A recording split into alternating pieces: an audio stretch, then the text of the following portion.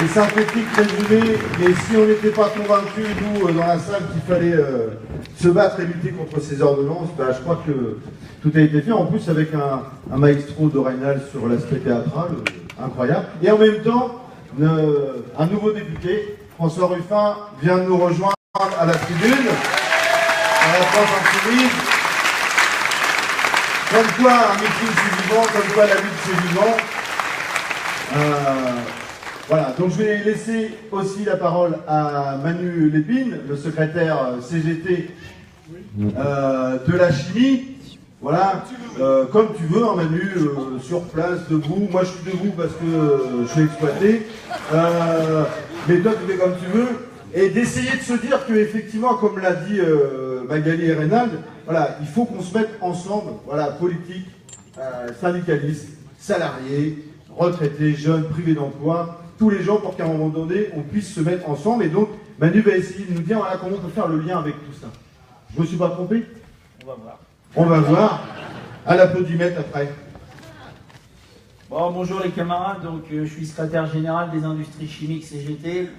Je suis pétrolier, donc c'est une profession et des syndicats qui ont montré leur capacité à mobiliser les salariés pour l'intérêt général ces dernières années. Ce que simplement je voudrais dire ce soir, c'est effectivement que aller un tout petit peu plus loin que les ordonnances, c'est déjà ce que c'est comme ça que j'ai commencé à intervenir cet après-midi à Lillebonne, puisqu'il y avait une manifestation à Lillebonne. C'est que premièrement, Macron, c'est pas notre président.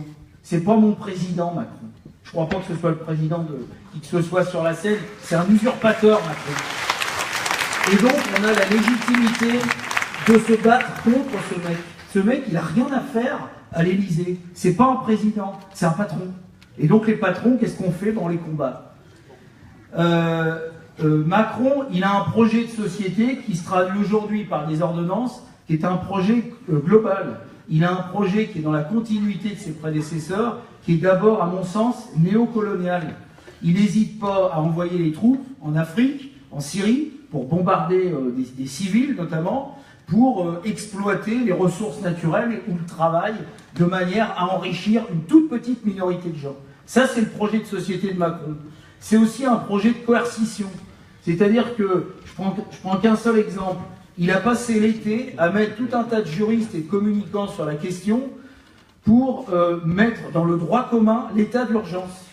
Et ça, c'est pas rien. Quand on se forge un outil, c'est pas pour le laisser dans le placard, c'est pour l'utiliser. Donc il est en train de construire une société de coercition et donc policière, éclatante dans les manifestations de l'année dernière, les violences policières, etc. Et puis bien sûr, son projet, c'est l'exploitation de l'humain jusqu'à l'os. Et ça, c'est effectivement, comme l'a dit la camarade avant, la question des ordonnances notamment. Par rapport à ce projet, qu'est-ce qu'on a? On a affaire à construire. On a déjà pas mal, on part pas de rien. On a un projet qui existe. On a des idées sur un code du travail du XXIe siècle, sur la politique industrielle, sur les services publics, sur les salaires, la protection sociale, le temps de travail. On a un projet complet.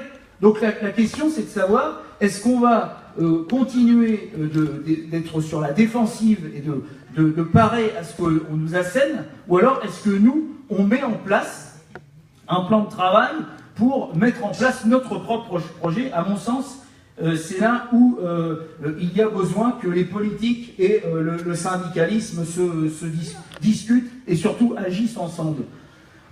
Pour ce projet que l'on doit construire, parce qu'on n'a pas de projet clé en main, on doit le construire en avançant. Je pense que l'argent existe. Je pense que tout le monde dans cette salle est convaincu que l'argent existe. Le produit intérieur brut français, qui est un indicateur qui est pas bon, qui est imparfait, eh bien, mais qui existe malgré tout, eh bien, ce PIB, il n'a jamais été aussi riche. On est dans un pays qui n'a jamais produit autant de richesses. Alors, je ne vous parle pas des profits des grandes entreprises, ça, on les connaît. Mais même au-delà de se convaincre que l'argent existe pour mettre en place notre projet de société, moi, je dis que c'est avant tout un problème politique. Mes camarades, au sortir de la guerre, de la Deuxième Guerre mondiale, le pays, il était dévasté. Il n'y avait plus une usine, il n'y avait plus un pont, et malgré ça, on a mis en place la sécurité sociale, on a remis en place les conventions collectives qui avaient été éliminées et abrogées par Pétain. Dans un pays dévasté, on a pu faire ça. Nos anciens ont pu faire ça. Donc il s'agit uniquement d'une volonté politique. L'argent, il existera du moment qu'on a la volonté politique. Alors la question par rapport à ce projet, on a la volonté politique ou on n'a pas? C'est ça la question. Alors la question par rapport à ce projet, c'est bien sûr la stratégie. Et là, j'en viens à mon propos. Alors, c'était pas mon introduction, bien sûr. Tout à l'heure, quand j'ai entendu, il y avait 5 heures d'intervention. Je me dis, mais donc, je suis le seul à intervenir. Tout à fait. Tout à fait, Manu, tout à fait. Donc, c'est la question de la stratégie. Comment est-ce qu'on travaille tous ensemble pour obtenir ce qu'on veut, hein. On est à un certain endroit, il faut faire le point sur là où on est, qu'est-ce qu'on veut et comment on va du point A à un point B. Moi, c'est assez souvent que je prends cette image. Premièrement, à mon sens, il faut accéder à la communication. Comment est-ce qu'on communique? Comment est-ce qu'on va voir les salariés quand on est un syndicaliste ou les citoyens quand on est un politique? Comment est-ce qu'on fait passer notre message au travers d'un filtre? Alors, je ne suis pas le mieux placé sur cette tribune pour en parler, mais les médias, notamment, qui sont en face de nous, en quelque sorte. Ça, c'est le premier point. Deuxième point, c'est convaincre les gens que quand on bouge, eh ben, on peut faire changer les choses. Alors, les exemples historiques, on en a plein, et aussi, on a des exemples dans les autres pays, et aussi, on a des exemples à côté de chez nous, quand il y a des luttes gagnantes, quand il y a des victoires, eh bien, ça, c'est... Mais alors, ça ne peut pas être, on va dire, jacobin, c'est-à-dire, ça ne peut pas descendre, c'est là où ça se trouve, eh bien, c'est de faire connaître, en quelque sorte, les exemples qui montrent que quand on bouge, eh bien, ça peut faire changer les choses. Ce sont bien la question des masses qui pèsent. Et puis, donc, je terminerai mon propos par, bien sûr, la complémentarité entre la jambe politique et la jambe syndicale. On a vu ces dernières années l'échec de la grève par procuration. L'an dernier, il y a eu 3 semaines de grève dans le raffinage et puis aussi dans un certain nombre d'autres secteurs économiques. 3 semaines de grève dans le raffinage, ça coûte des centaines de millions d'euros. Un an avant, le groupe Total, que je connais aussi, eh bien, s'est permis de se payer 3 semaines de grève sur les salaires, c'est-à-dire beaucoup plus cher que de répondre aux revendications. Donc la grève par procuration, à mon sens, est limitée. Et de toute manière, ce qu'on entend ici ou là, c'est que, en fonction de, enfin, disons, la grève par procuration, on n'en veut pas en quelque sorte. On veut que vraiment il y ait les masses qui se bougent. Les défilés, alors ce que certains appellent les défilés mortuaires, mais c'est-à-dire que les défilés dans les rues, on part d'un point A à un point B, et ben ça fait plaisir, on est tous ensemble, il faut aussi être visible, il y a la question de la visibilité, mais est-ce que ça pèse à quelque chose? L'année dernière, on a fait 14 défilés, et malheureusement, on n'est pas réussi à stopper la loi Macron. Donc je pense qu'il faut être imaginatif, ça ne s'oppose pas les choses, mais je pense que non seulement il faut qu'il y ait une mobilisation dans les professions et dans les industries chimiques, on est prêt à se mobiliser, mais seulement on ne va pas le faire tout seul. On est prêt à se mobiliser et il faut qu'on y aille tous ensemble, tous les secteurs économiques ensemble, tranquillement, mais on n'arrête pas d'avancer. Et donc, à ça, il faut à mon sens ajouter, enfin en tout cas c'est une proposition que je fais, eh bien des initiatives locales comme vous avez fait l'année dernière. Vous ne savez pas, mais vous avez été regardé dans toute la France et même le monde entier. Le monde entier vous a regardé l'année dernière. Simplement, une chose, c'est que il y a un mois, j'étais au congrès de la Confédération des travailleurs brésiliens. On était invités à ce congrès. Eh bien, ils nous ont dit, vous ne vous rendez pas compte en France de l'impact que vous avez eu en 2016. Vous avez démontré une chose qu'on nous dit dans tous les pays, qui est la chose suivante. Ce que vous faites ici, vous êtes les seuls à le faire. On dit ça en Inde, on dit ça au Brésil, on dit ça au Maroc, on dit ça partout. Et ce que vous avez fait, c'est que vous avez accédé aux médias et vous avez démontré qu'il y avait des dizaines d'années de mensonges derrière nous dans chacun de nos pays. Et ils considèrent que la classe ouvrière française a là un rôle à jouer, en tout cas de phare qui est, premièrement pour nous, mais y compris plus largement. Sans être bien sûr l'avant-garde éclairée, mais en tout cas, il faut vous rendre compte que ce que vous avez fait l'année dernière au Havre, moi à mon sens, ça peut servir d'exemple comme étant des initiatives locales, en même temps que les professions doivent se mettre tout en même temps en branle. Et c'est comme ça, à mon sens, qu'on va imposer notre projet de société et surtout imposer notre propre agenda. Aujourd'hui, il y a les ordonnances. Je termine vraiment là-dessus. Si, dans les 6 mois, le Parlement n'a pas disons, alors là je parle sous contrôle de 2 députés, donc j'espère que je raconte pas de bêtises, mais si le Parlement n'a pas ratifié les ordonnances, elles sont automatiquement abrogées. En toute manière, on a du temps, on n'a pas le temps, mais on a du temps pour imposer notre propre agenda. Moi je pense que c'est ce qu'il faut faire, arrêter d'être sur la défensive, repartir sur un projet revendicatif qu'il faut qu'on construise entre le syndical et les politiques, parce qu'il y a les deux, il y a besoin des deux, et puis on avance tous en même temps et on sera irrésistible. Voilà, c'est tout ce que je voulais dire.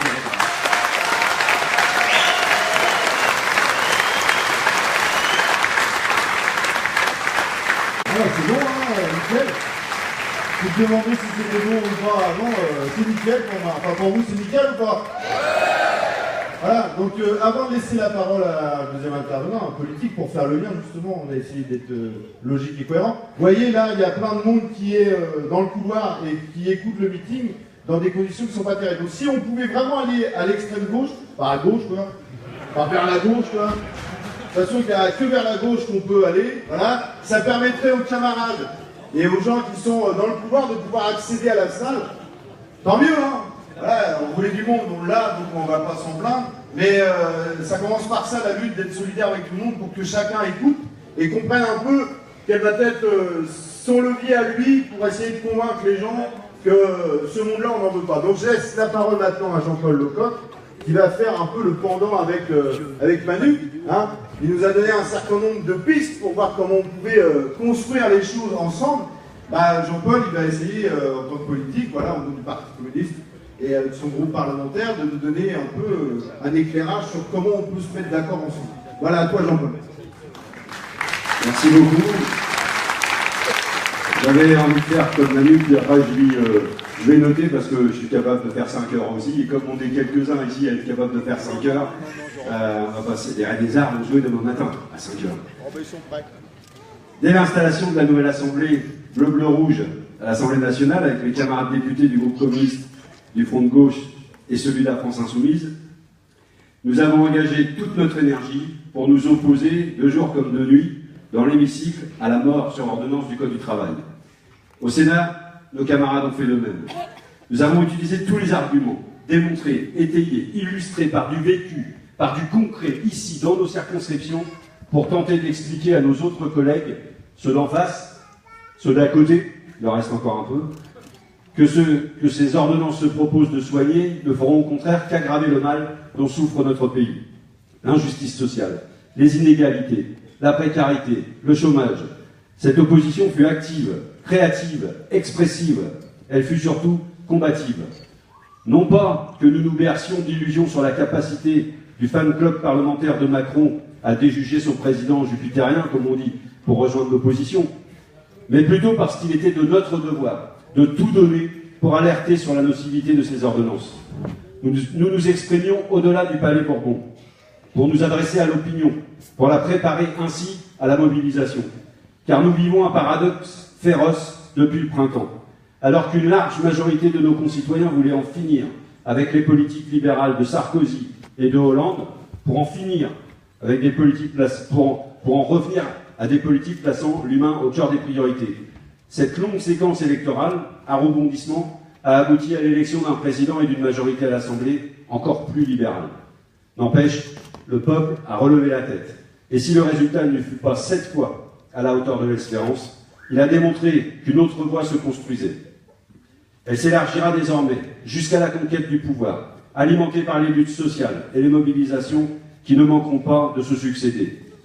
Pour l'heure, la bataille opiniâtre que nous avons menée à l'Assemblée jusqu'au Conseil constitutionnel en passant par le Sénat et les médias n'a pas empêché l'adoption du projet de loi d'habilitation le 2 août dernier, laissant place à un simulacre de concertation dont le seul but était d'obtenir la division des forces syndicales.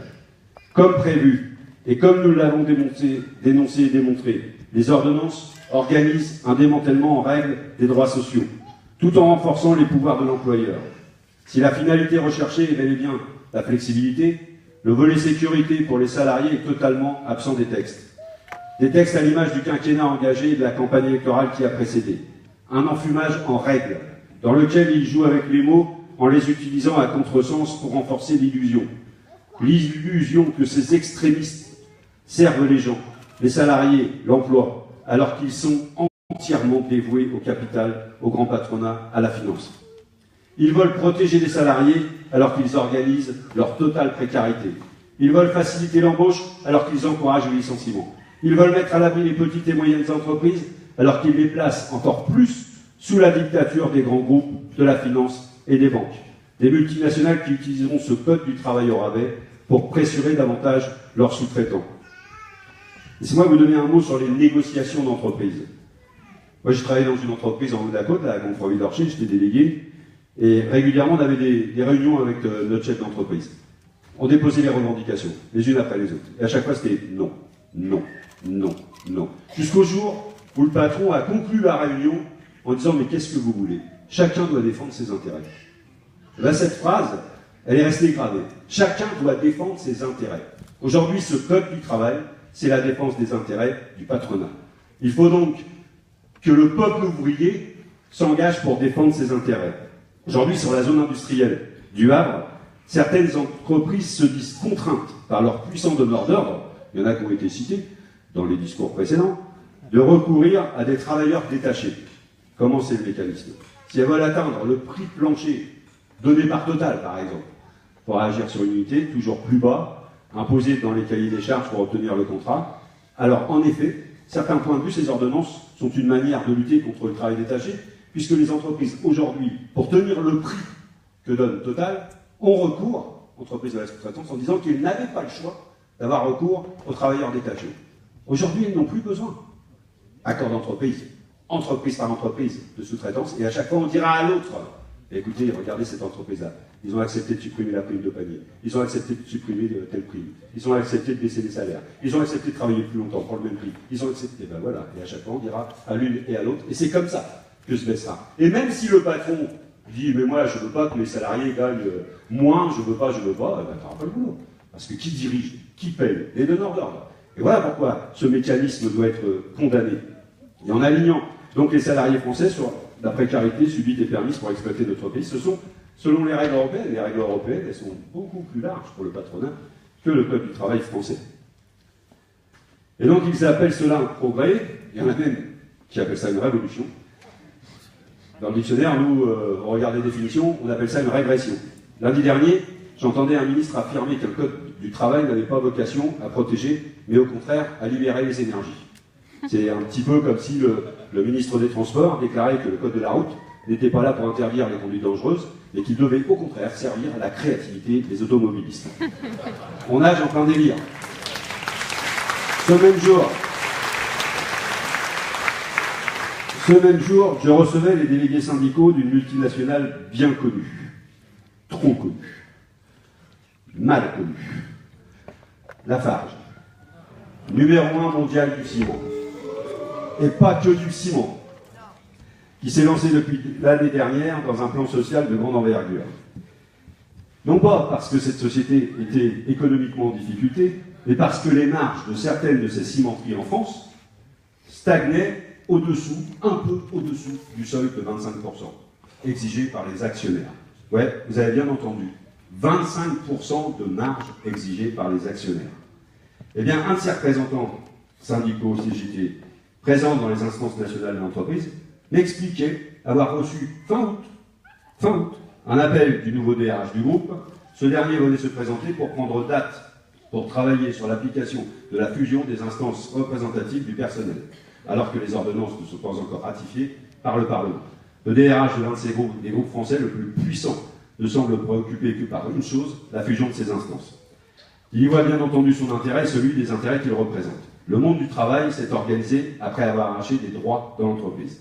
Les délégués du personnel, les élus des comités d'entreprise et des CHSCT ont conquis par leur travail, par le soutien, la formation apportée par leurs organisations, une telle connaissance de leur entreprise, des marchés sur lesquels elles évoluent, de la législation en vigueur, qu'ils représentent désormais, ces syndicalistes, un contre-pouvoir dangereux pour les détenteurs du capital. Au point de se mêler des stratégies des groupes, au point de construire des projets industriels, comme ici chez Renault, on a sauvé l'usine. Chez Safran, on a fait évoluer l'usine. Chez Total, on a porté la raffinerie. Sur le port, avec les dockers et les portuaires. Et quand ils ne sont pas tout simplement en situation de reprendre leur entreprise, comme chez Fralib pour donner naissance à la Scotty Et n'oubliez pas de passer voir Pierrot après pour prendre du thé avant de partir. Et au financement.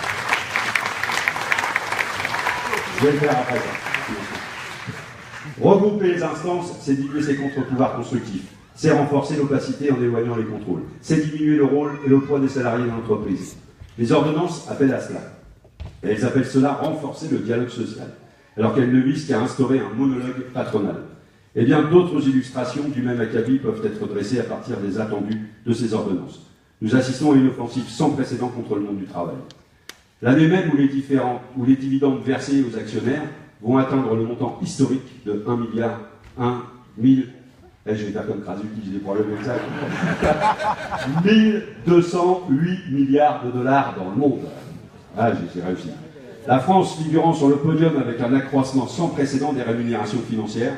Vous l'avez sans doute entendu il y a quelques semaines dans les médias, la France détient le record du monde de l'augmentation des dividendes de leurs actionnaires. Record du monde. C'est sur notre dos que ça s'est fait. Hein. Notre pays est en passe de devenir la 5e puissance économique mondiale. Il y a de l'argent, ça a été dit tout à l'heure. À qui doit-on, si ce n'est aux millions de salariés qui chaque jour mettent leur énergie, une partie de leur vie, leur savoir-faire au service de leur employeur. Et puis je voudrais vous dire un petit truc, parce que ça m'exaspère un peu, on est tous un peu sur Facebook. Et il y en a qui ont critiqué sur Facebook le salaire de Neymar. Moi, j'ai critiqué le salaire de Neymar. Et puis je me suis fait rentrer dedans par des gens sur Facebook qui disent de quoi tu te mêles, c'est pas d'argent public, c'est l'argent du Qatar, etc., etc. J'ai regardé les dividendes qui avaient été touchés. 40% des actions des entreprises françaises sont détenues par l'étranger. Et dans ces 40% d'actions détenues par l'étranger, une bonne partie est détenue par le Qatar. Et donc, si je boucle le salaire de Neymar payé par le Qatar, qui est actionnaire des grandes entreprises, qui sont les donneurs d'ordre des petites entreprises, et donc le salaire de Neymar, sachez-le, a été payé avec l'exploitation des travailleurs français. Et donc, on peut critiquer le salaire de Neymar, puisque c'est notre argent qui a servi à le payer.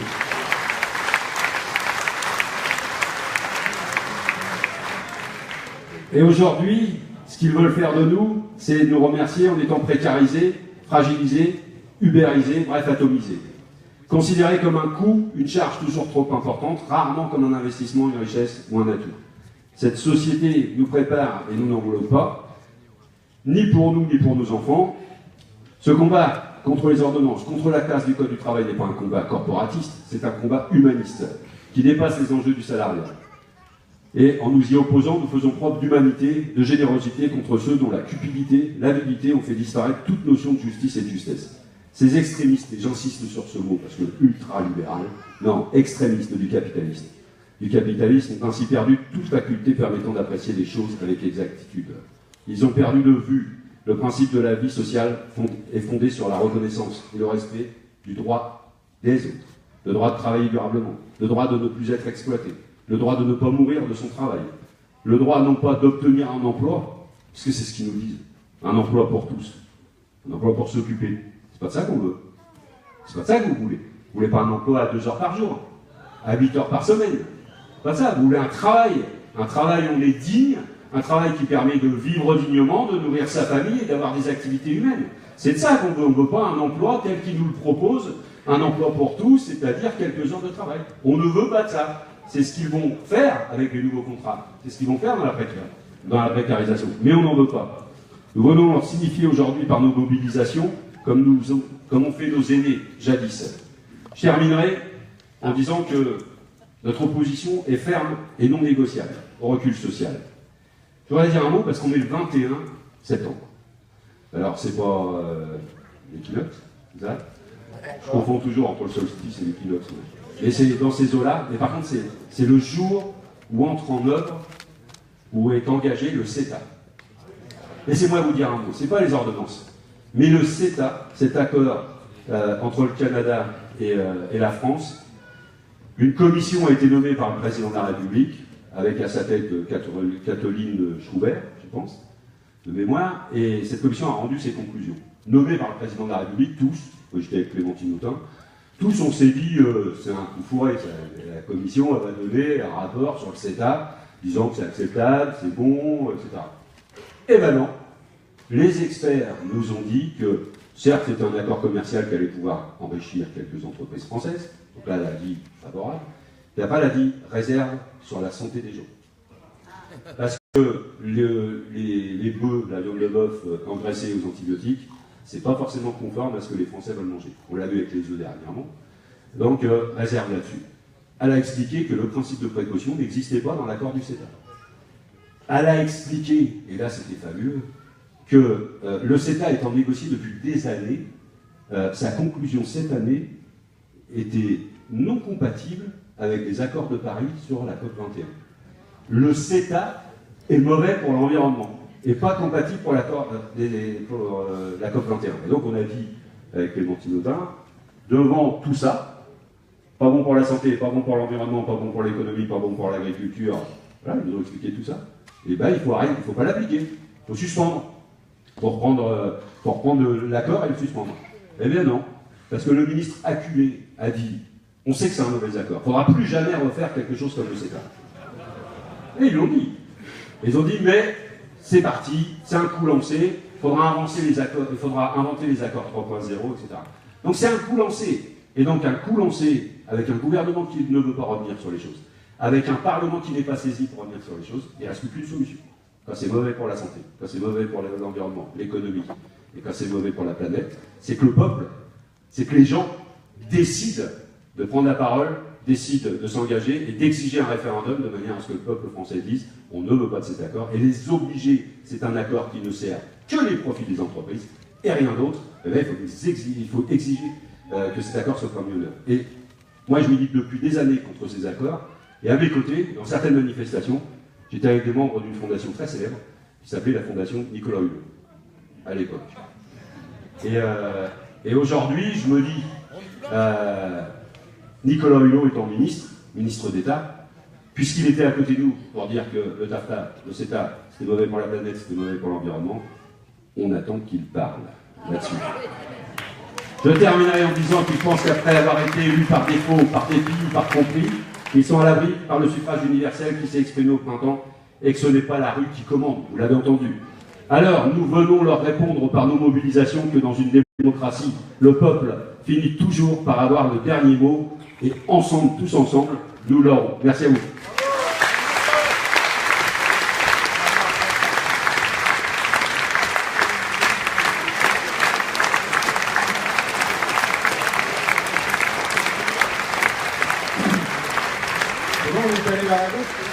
Merci monsieur le député.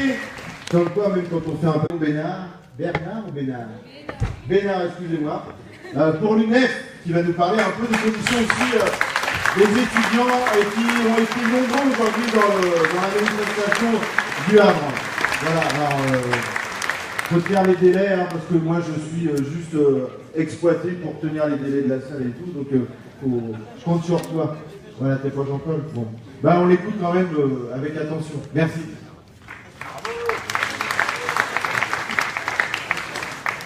Je suis pas Jean-Paul et je suis pas aussi grand que Jean-Paul non plus.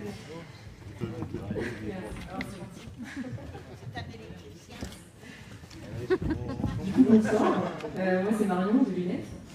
J'interviens pour vous parler un peu de la condition des étudiants et des étudiantes nationalement, mais aussi au Havre. Donc en fait, nous, pourquoi on est impacté par cette politique de Macron et de tout son gouvernement? Parce qu'en fait, il s'inscrit dans une logique de libéralisation de l'enseignement supérieur et de la recherche.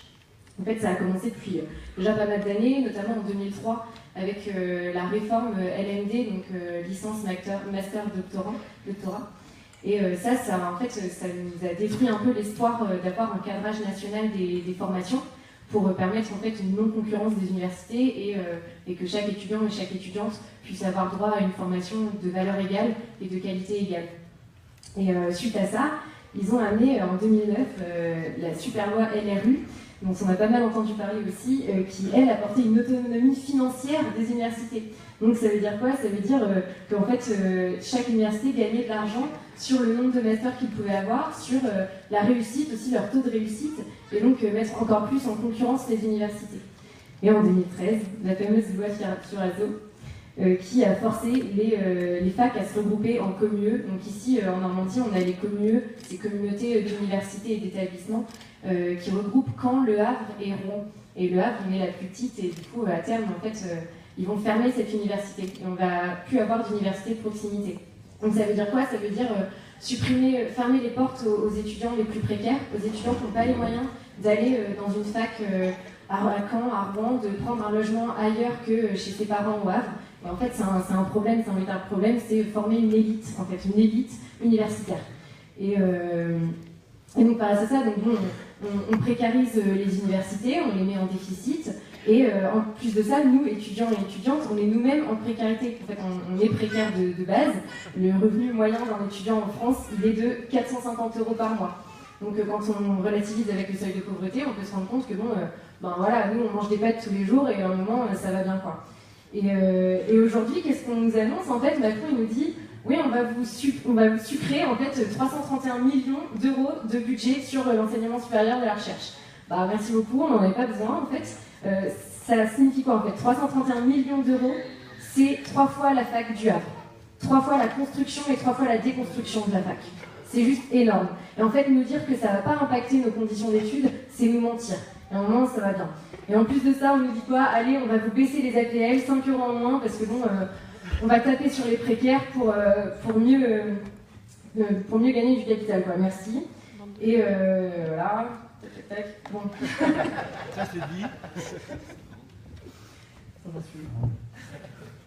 Voilà, donc on est déjà précaire. Et parce que bon, ça c'est pour parler des étudiants qui sont français, qui ont droit aux actions, enfin aux bourses, en fait, mais les étudiants étrangers derrière, qu'est-ce qu'on fait? On est en France, on a énormément d'étudiants étrangers, et c'est une très bonne chose. Sauf que derrière, qu'est-ce que ça cache? Ça cache en fait qu'on ramène des étudiants étrangers en France, on ramène l'élite. On ramène l'élite et on se base sur la production intellectuelle. En fait, on utilise leur production intellectuelle sans leur donner aucune aide sociale. Tu vois, ils n'ont pas le droit aux bourses françaises, ils n'ont pas le droit à toutes les aides sociales que nous, on peut avoir droit. Et déjà, nous, on est précaires, donc imaginez un petit peu ce que ça peut représenter pour eux. Et il faut savoir qu'en fait, en France, les doctorants, il y a 60% des doctorants français, en France, qui sont étrangers. Enfin, c'est juste énorme, en fait, on se rend pas compte de ça, mais ça veut dire quoi? Ça veut dire juste exploiter la production intellectuelle des étudiants étrangers. En plus de ça, bon, on a plein de points, hein, l'accès aux soins pour les étudiants aussi. Il faut savoir que 2 étudiants sur 3 refusent l'accès aux soins parce que ça coûte trop cher, parce qu'en fait, c'est pas ce qu'on pense, on se dit pas, nous, on se considère comme précaire, et du coup, on se dit pas, on va aller voir le médecin tous les mois pour faire un petit check. Bah non, en fait, on n'a pas les moyens. Et il n'y a pas de système de soins pour les étudiants spécifique aux étudiants. Et ça, c'est pas Macron qui va nous mettre en place. Et alors oui, le gros problème aussi, évidemment, c'est qu'en fait, la moyenne, après être diplômé, pour trouver un CDI, c'est 7 ans. 7 ans, c'est juste énorme, en fait. Et donc, on avait des alternatives à ça, on avait tous les contrats aidés qui n'existent plus. En fait, c'est retaper encore sur les étudiants, sur les jeunes diplômés. Et face à ça, nous, on a des solutions, on propose des choses. En fait, tout ce qu'on dit, c'est qu'on veut des facs et on ne veut pas des bombes. Parce que l'argent, il existe. Et c'est exactement ce que disaient tous les intervenants juste avant. L'argent, il existe. Pourquoi aujourd'hui, dans le ministère de la Défense, il y a plus d'investissements que dans le ministère de l'Éducation? C'est pas normal. C'est pas normal. Comme nous disait notre cher Victor Hugo, ouvre une école et ferme une prison. Et bien c'est la même chose. Ouvre une école et arrête une guerre. Ouais, bravo. Ouais.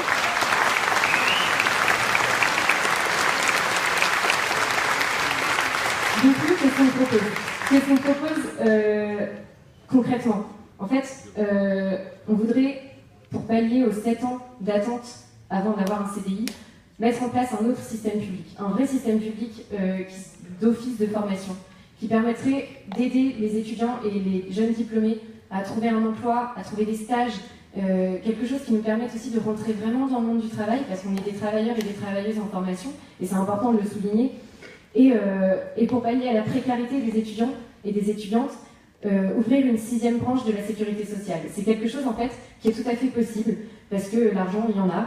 Et en fait, au même titre que les retraités sont des travailleurs et travailleuses retraités, nous, on est des travailleurs et travailleuses en formation, et on va participer à la production en fait, du pays demain, et on a besoin aussi de vivre décemment nos études. Il y a énormément d'étudiants et d'étudiantes qui arrêtent aujourd'hui les études par manque de moyens.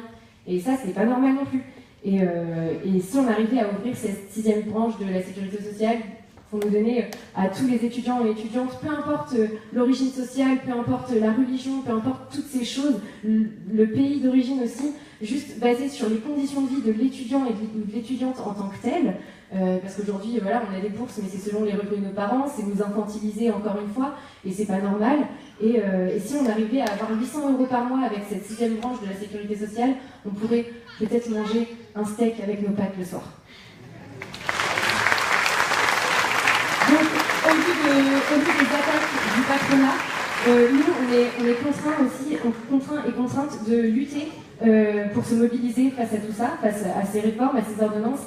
Et en tant que travailleurs et travailleuses en formation, on va rester solidaires aux syndicats professionnels et on va construire ensemble une riposte.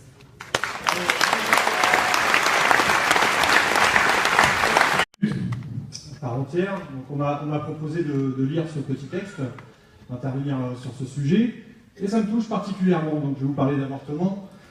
Le droit à l'avortement, le droit à disposer de son corps et à choisir sa vie est un droit que les femmes ont acquis par des années de lutte dans certains pays. Mais toutes les femmes n'y ont pas accès et il est sans cesse remis en cause. À l'initiative de collectifs unitaires européens, une journée de mobilisation européenne est organisée le 28 septembre. Notre objectif, défendre le droit à l'avortement et les droits qui manifestent régulièrement contre le droit des femmes à disposer de leur corps. Alors le 28 septembre, mobilisons-nous pour réaffirmer que l'avortement est un droit pour toutes les femmes, qu'il doit être libre, accessible et gratuit, en alignant les législations sur celles des pays les plus favorables. Rassemblement à 18 h au Havre, à Coty, côté Anatole France. D'ici là, signez et faites signer la pétition sur le site avortementeurope.org. Merci.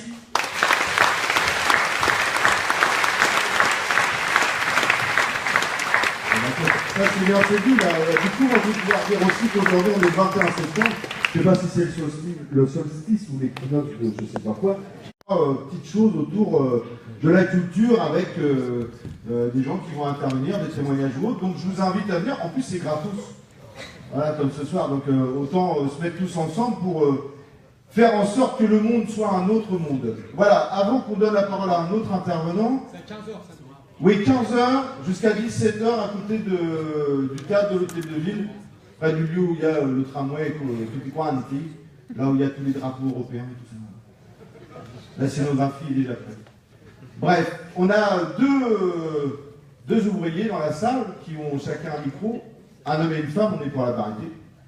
Donc s'il y avait une ou deux réactions pour un peu donner un autre rythme à ce meeting, parce que je vois que vous êtes très attentifs et très à l'écoute, mais est-ce qu'il y a des remarques ou des questions pour aller un peu plus loin? Donc voilà, donc 2 minutes, hein, pas plus. Je cours. Hein, mais comme à l'Assemblée, voilà, pour faire une remarque ou un questionnement, et en fonction de ça, bah voilà, les intervenants qui sont là pourront prendre la parole pour répondre à la question ou à la remarque. Merci d'avance. Oui, alors 2 minutes, donc Gérald Lecor, je suis inspecteur du travail militant de la CGT, pour donner un autre éclairage sur un aspect dont on parle peu dans les ordonnances, à travers la suppression des CHSCT. Quand je dis suppression, je ne parle pas de suppression, pas de fusion. Hein, derrière ça, il faut comprendre qu'il y a une logique globale. Ce n'est pas seulement de faire moins de militants syndicaux, de gagner sur les heures de délégation, c'est de supprimer la seule instance qui existe, dans laquelle on a des camarades formés, des militants qui font lien entre l'organisation du travail et la santé des travailleurs. Parce que ce qu'on voit depuis 30 ans, avec les cadences augmentent, les réorganisations permanentes, c'est une explosion des cancers, pour la plupart c'est d'origine professionnelle, une explosion des troubles musculo-squelettiques, ainsi que les troubles psychiques, burn-out, etc.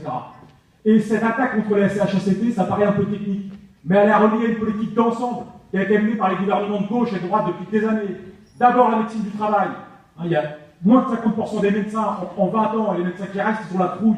Ensuite, réforme de l'inspection du travail, moins 10% des postes en 2014, moins 150 postes cette année, avec un système, les patrons, rarement pour les tribunaux, en tout cas moins que les militants syndicaux, mais aujourd'hui, pour un patron qui est responsable d'un accident du travail, c'est encore trop, un nouveau système de sanctions en 2016, qui fait que les patrons vont négocier des sanctions avec le directeur général du travail, hein, celui qui autorise les plans de licenciement et celui qui donne des aides aux entreprises.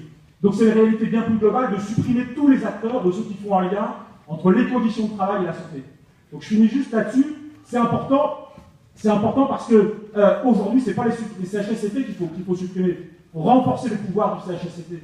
Il faut renforcer les droits des travailleurs. On a un droit de retrait depuis 1982, mais qui n'est pas mis en vigueur, parce qu'effectivement, aujourd'hui, on craint un licenciement. Donc renforcer le droit des travailleurs là-dessus, augmenter les effectifs de l'inspection du travail et de la médecine du travail. Et pour finir, je dis juste un mot. Parce que Magali l'a bien dit, il y a la question de l'inversion de la hiérarchie des normes. Bien sûr, on va se battre pour ça, pour garder le principe de faveur. Mais sur les questions de santé au travail, il y a un truc qu'on doit dire. On ne peut pas négocier notre santé au travail. Notre santé au travail, elle n'est pas négociable. Et on doit dire un seul mot d'ordre. Pas de négociation de la santé au travail et nos vies, ça vaudra toujours plus que leur profit.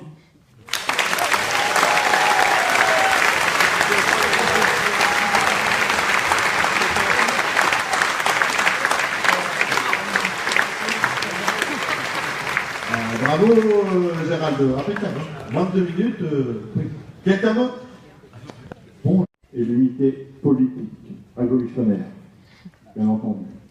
Monsieur Emmanuel Macron peut faire une révolution libérale.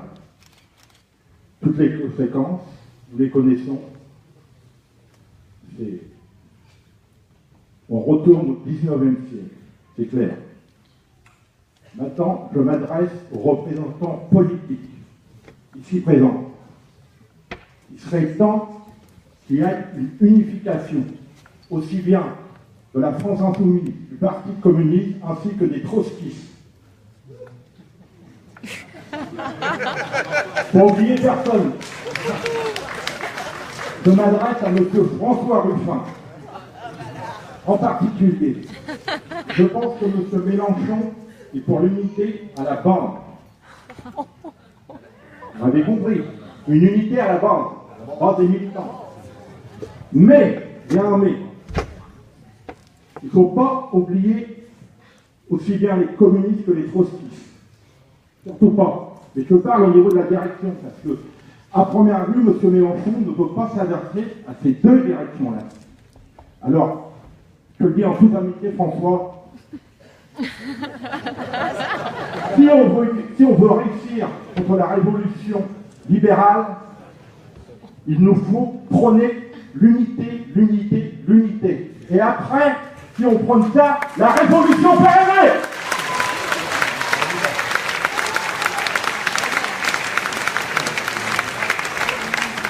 Là, est-ce que ça s'adresse à monsieur une réponse ou à l'ensemble, oui. Micro.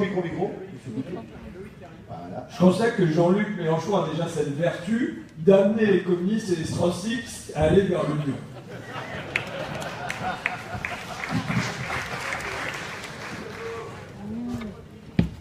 Oui. Ok. Une autre là-bas? Oui, bon, bonjour. C'est toujours à gauche, là, après, il va falloir. Enfin, bref. Donc, je suis militant France Insoumise et je voulais féliciter François Ruffin pour sa campagne unitaire à gauche, puisqu'il a réussi à rassembler tout le monde justement au sein de sa campagne. C'est un des rares en France, donc je voulais le féliciter pour sa campagne. Et je voulais confirmer le message de notre sympathisant communiste en réclamant l'union également en tant que militant FI. Et je regrette, notamment pour la consultation du syndicat, qui a eu lieu récemment près de la CGT, qu'il y a eu deux réunions distinctes entre le matin et l'après-midi, entre la CGT et la FI d'un côté, et la CGT et le PC d'autre part. Je vois médiatiquement, je pense que ça a eu un effet néfaste, et je ne vois pas pour quelle raison la CGT n'aurait pas pu rencontrer en même temps le groupe PC et le groupe FI pour montrer cette union syndicale et politique, ce qui n'a pas été le cas, donc je le regrette et j'espère que la prochaine fois, vous pourrez vous organiser pour recevoir l'ensemble des syndicats en même temps et montrer cette union. Merci. Alors Jean-Paul va dire un mot, hein, Jean-Paul. Un mot. Non, c'est vrai que mes camarades, il a dit dans la fin de sa phrase, en fait, il faut mieux qu'on s'organise. Parce qu'il n'y avait aucune raison, et le camarade Martinez l'a dit lui-même, quand il nous a rencontrés en deuxième position. En fait, on a appris qu'il était chez France Insoumise, on avait demandé à le voir, et la CGT répondra, mais il n'a pas répondu à ça. C'est passé la demande de rencontre du groupe communiste, et quand on a appris qu'il était dans l'Assemblée, on lui a demandé s'il voulait bien passer chez nous après. Parce que c'était, voilà, on n'allait pas s'imposer avec France Insoumise. Mais l'idée, et je pense que les mêmes choses, selon vraiment, Tout à l'heure, j'ai montré le travail contre le CETA avec Clémentine Autain, et donc le groupe France Insoumise, et il n'y a aucun problème, il n'y a vraiment aucun problème. Hier matin, sur la place de l'Assemblée, sur la place devant, la manifestation, tous les deux on est intervenus, Jean-Luc Mélenchon était à nos côtés, tu regarderas les vidéos sur... il n'y a vraiment aucun problème, parce que sur le fond, il y a tellement de points communs, on l'a vu dans la campagne, il y a tellement de points communs. Ouais, il y a encore des choses à régler. Mais l'unité, elle peut exister malgré la différence. Elle peut exister, parce que voilà, c'est ça. Et moi, je pense qu'elle peut exister. En tout cas, on a réussi un truc au début, ça a fait drôle. Le fait d'avoir deux groupes à l'Assemblée, mais alors la puissance de feu, François, il pourra le dire, hein. 2 fois du temps de parole, 2 fois des questions, 2 fois plus puissant avec ces deux groupes-là. C'est plutôt pas mal. Ouais, c'est le fonctionnement, c'est comme ça, c'est la règle, c'est comme ça. Et quelque part, ça a de la force. Bon, ça. Parce que dans cette histoire-là, vous citez celle-là, les médias vont tout faire sur le moindre détail pour aller chercher la division. On va pas se raconter l'histoire, c'est pas, on n'avance pas sur un lit de pétales de rose en se tenant la main et en se faisant des bisous, quoi. Mais tout est fait dans les médias pour jeter de l'huile sur le feu. Par exemple, dans cette réunion-là, la CGT s'est en fait adressée à tous les groupes parlementaires et a demandé à rencontrer indépendamment tous les groupes parlementaires, et pas dans le but d'organiser des manifestations communes, mais dans le but d'alerter sur ce qu'était la loi de travail. Donc il y a eu cette démarche simplement de volonté, et ils ont aussi, à mon avis, rencontré Nouvelle Gauche, donc Parti Socialiste, et ils ont rencontré François de Rugy pour le président de l'Assemblée dans le même but, de l'informer sur la loi de travail. Mais simplement, voilà, sur ce truc-là, on vient dire, oui, mais regardez, ils rencontrent les communistes et l'insoumis. Mais non, ils ont fait appel à tous les groupes parlementaires. Et je veux dire, le moindre petit signal est utilisé pour faire monter en tension et amener à la division, alors qu'il y a potentiellement une force naissante. Et il y a potentiellement quelque chose qui peut prendre. Et ils le sentent, et du coup, il faut qu'ils viennent nous déchirer. On ne va pas dire que tout se passe impeccablement, ça serait pas vrai, mais qu'en général ça se passe bien, qu'il y a plein de choses qui se passent bien et tout ça, et le moindre petit détail sera utilisé pour creuser un fossé entre nous. Et il faut qu'on fasse tout localement. Je pense que si jamais un jour il y a une unité, ça viendra de la base. Déjà en 1934, quand il y a eu l'unité en vue du Front Populaire, c'est dans des manifestations où socialistes et communistes, et ils n'avaient pas prévu de faire ensemble, il y avait même 2 cortèges séparés, mais la base avec l'Union. Donc si jamais il y a un jour quelque chose qui se passe, ça sera parce qu'il y a la base qui pousse à l'avoir. Voilà. Mais faites attention à ce que vous entendez dans les médias. Ne croyez pas que la situation soit aussi catastrophique que ce que vous pouvez lire dans la presse. Ils ont pour but aujourd'hui, face à cette force montante, de nous flinguer par les moyens qui peuvent exister, quoi. Voilà, je vous remercie. Voilà, juste pour compléter ce que disait, juste pour compléter ce que disait François Ruffin sur la division que mène sur le terrain, de la division que veulent nous emmener les médias, on vit la même chose sur le plan syndical. Clairement, depuis le début, vous voyez, on nous dit l'intersyndicale contre les ordonnances, c'est 3-4 syndicats. Non, c'est pas vrai. La base, elle est dans les manifs. On a vu ce matin au Havre, on a vu des drapeaux FO, on a vu des drapeaux de la CFE-CGC, on a vu des drapeaux de l'UNSA. Voilà, et puis ça continue. On a aussi la CFDT, la plus grosse fédération de la métallurgie dans la CFDT, réclame auprès de son secrétaire général une journée de mobilisation. C'est quand même la base, quoi. C'est quand même la base qui réclame l'unité. Voilà, l'unité syndicale, l'unité politique. Et voilà, les médias, on voit bien leur jeu, on leur dit, voilà, aujourd'hui, chez nous, sur le Havre, il n'y a plus FO dans l'intersyndicale. Il n'y a plus FO sur le papier. Seulement, les militants FO, ils sont dans la bagarre avec nous. Et il y en a dans la salle. Voilà. Tout à fait, il y en a dans la salle, c'est bien. Une dernière avant de continuer les différents thèmes qu'on a prévus sur le meeting avec les intervenants. Là-bas, Gilles, à côté de toi.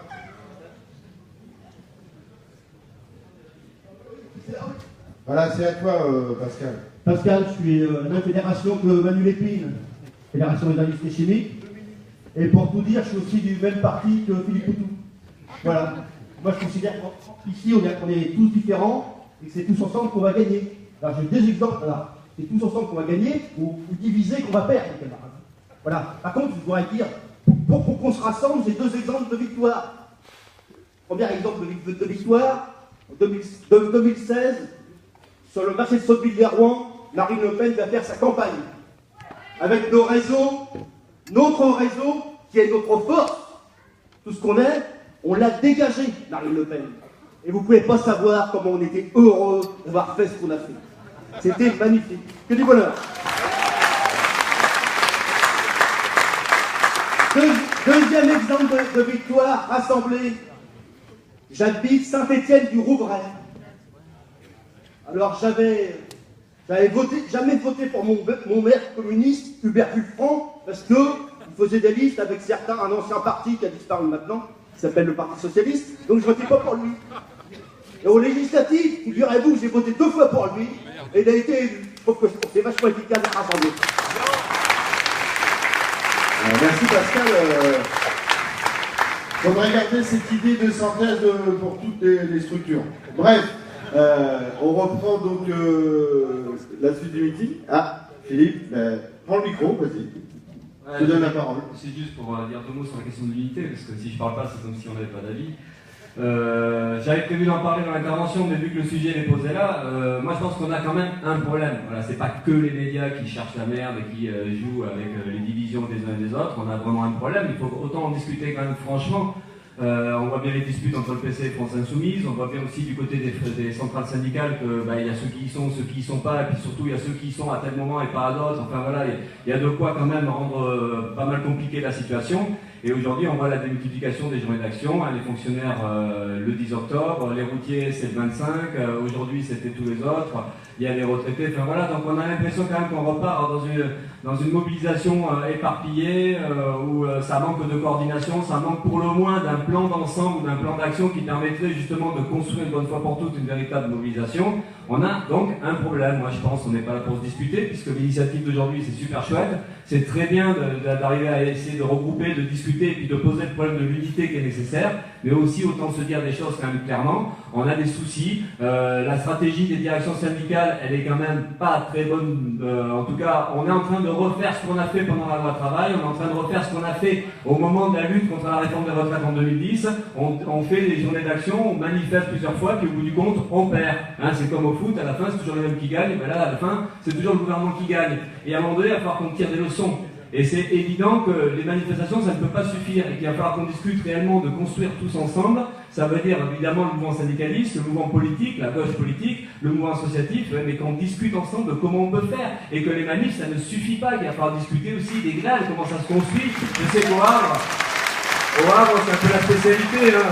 Il y a véritablement une envie de bloquer l'économie, ça fait partie des choses, mais le problème il est posé quand même. Alors c'est pas parce qu'on va le dire que c'est facile à faire, mais si personne n'en parle, si la direction de la CGT n'en parle pas, hein, si du côté du PC, si du côté de France Insoumise ça n'en parle pas, quand c'est qu'on va pouvoir le préparer tous ensemble à l'échelle d'un pays? Donc le problème il est posé, je pense qu'il faut à la fois discuter de l'unité et en même temps d'une stratégie dans les luttes, et si on reproduit, et là malheureusement, si on reproduit ce qui se passe, on va pas gagner. Donc il faut qu'on se dispute, il faut qu'on se pose des problèmes de comment on peut gagner. Donc voilà, donc je dis ça juste parce que je crois qu'il vaut mieux qu'on se dise qu'on n'est pas forcément d'accord avec la stratégie actuelle et qu'il y a vraiment un petit problème de ce côté-là qu'il va falloir qu'on le construise vraiment à l'image du 23, la journée de Mélenchon, décider tout seul dans son coin, ou la CGT qui décide à tout seul dans son coin. Bon, il y a un moment donné, il y en a ras-le-bol, quoi. Et ce que tu disais, Rénal, c'est vrai, la base militante, elle aspire à une véritable unité, mais en haut, on a des dirigeants qui prennent pas tellement ça au sérieux, donc il va bien falloir qu'à un moment donné une pression de la base pour imposer une véritable unité, et je pense que c'est le combat des militants à la base ou de ceux qui ont envie de se battre aujourd'hui.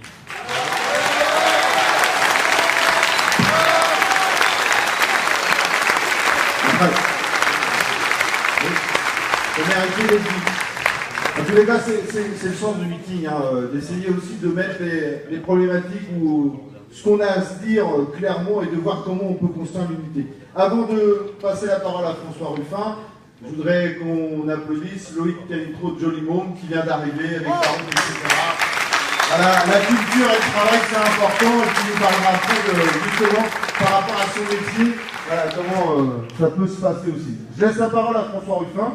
Sur le conducteur, c'est marqué point d'interrogation. Pendant 10 minutes. Bonsoir. Et moi je viens ici, normalement je fais ma circonscription, donc Amiens et Paris, et je fais rien d'autre parce qu'en ce moment j'ai assez de boulot, et je fais l'exception pour le Havre. Pourquoi je fais l'exception pour le Havre? D'abord parce que ici il y a des visages que je connais, il y a Reynald pour ce qu'on a fait l'année dernière, il y a Manuela, je ne sais pas si elle est là, mais avec qui on a beaucoup bossé sur les douaniers et ainsi de suite avec la CGT Douane, et je viens par solidarité, par sympathie, ça ne serait pas été Reynald qui aurait signé le truc que je n'ai pas vu. Voilà. Bah oui. Et je viens parce que, vous savez, même quand on perd, on vit quand même des beaux moments, et le moment qu'on a vécu l'année dernière avec la fanfare invisible, avec Serge Alimi, avec le gars de Podemos, et ainsi de suite, je pense que c'est un moment où on a eu la chair qui frissonnait. Et on vit aussi pour ça, on vit aussi pour vivre ces beaux moments où on se sent en fraternité tous ensemble. Donc j'espère que ça marche aussi ce soir. Et je viens aussi, bon, parce que le Havre, je veux dire, si la France l'année dernière elle avait ressemblé au Havre, on n'en serait pas là aujourd'hui, quoi. Bon. Maintenant, on va voir si vous êtes fatigué ou pas cette année. Et ensuite, enfin, parce que, oui, tous les endroits où il est possible de rassembler des communistes, la France Insoumise au-delà, et où il est possible de rassembler des syndicalistes, et, alors, quand on dit que je suis un politique, moi, je me retourne toujours pour demander si c'est moi qu'on parle, mais enfin, c'est pas grave. Voilà, je pense que tout ça, c'est important que ça existe, quoi, qu'on y aille. Bon, alors, maintenant, qu'est-ce que je raconte? Alors, je vous ai amené un truc, à mon avis, vous ne disiez pas trop ici, donc du coup, je vous l'amène. Challenge, le challenge de cet été. Je ne sais pas si vous l'avez acheté. Vous l'avez acheté? Il y en a qui l'ont acheté.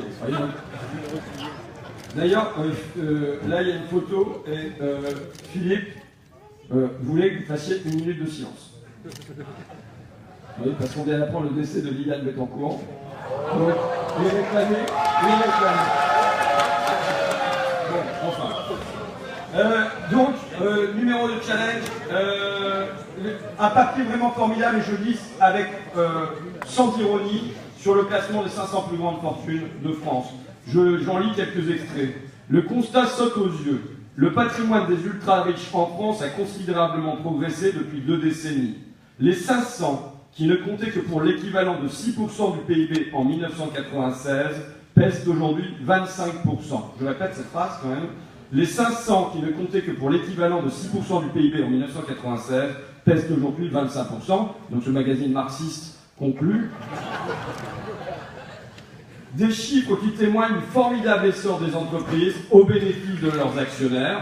Cette prospérité de l'élite des fortunes contraste avec le sort du reste de la population. Le patrimoine médian des Français, lui, a stagné depuis 1996 sous les 160 000 €. Voilà, c'est le magazine d'avant-garde Challenge, donc où s'est recruté Bruno Roger-Petit, porte-parole de l'Élysée quand même, qui dresse ce constat, et franchement, ils ont de la peine au milieu du truc de dire mais est-ce que c'est vraiment la répartition, le sujet, c'est pas vraiment ça, ouais, mais ils sont vraiment mal à l'aise parce que les faits sont là et les faits sont têtus. Bon, alors maintenant, qu'est-ce qu'on a à dire face à ça? Normalement, on a là un processus inégalitaire qui est inscrit dans la durée. Et simplement, on peut attendre du politique qu'il le renverse, ce processus inégalitaire, ou au moins qu'il le freine. Or, on a là un politique qui va choisir de venir renforcer un processus inégalitaire déjà existant par ses choix. Eh bien, moi, je qualifie Emmanuel Macron de Robin des Bois à l'envers. C'est je prends aux pauvres pour donner aux riches. Je prends aux pauvres sur à peu près tout. Donc, il y a la loi travail, par exemple, sur le maximum, les peines maximum pour les prud'hommes.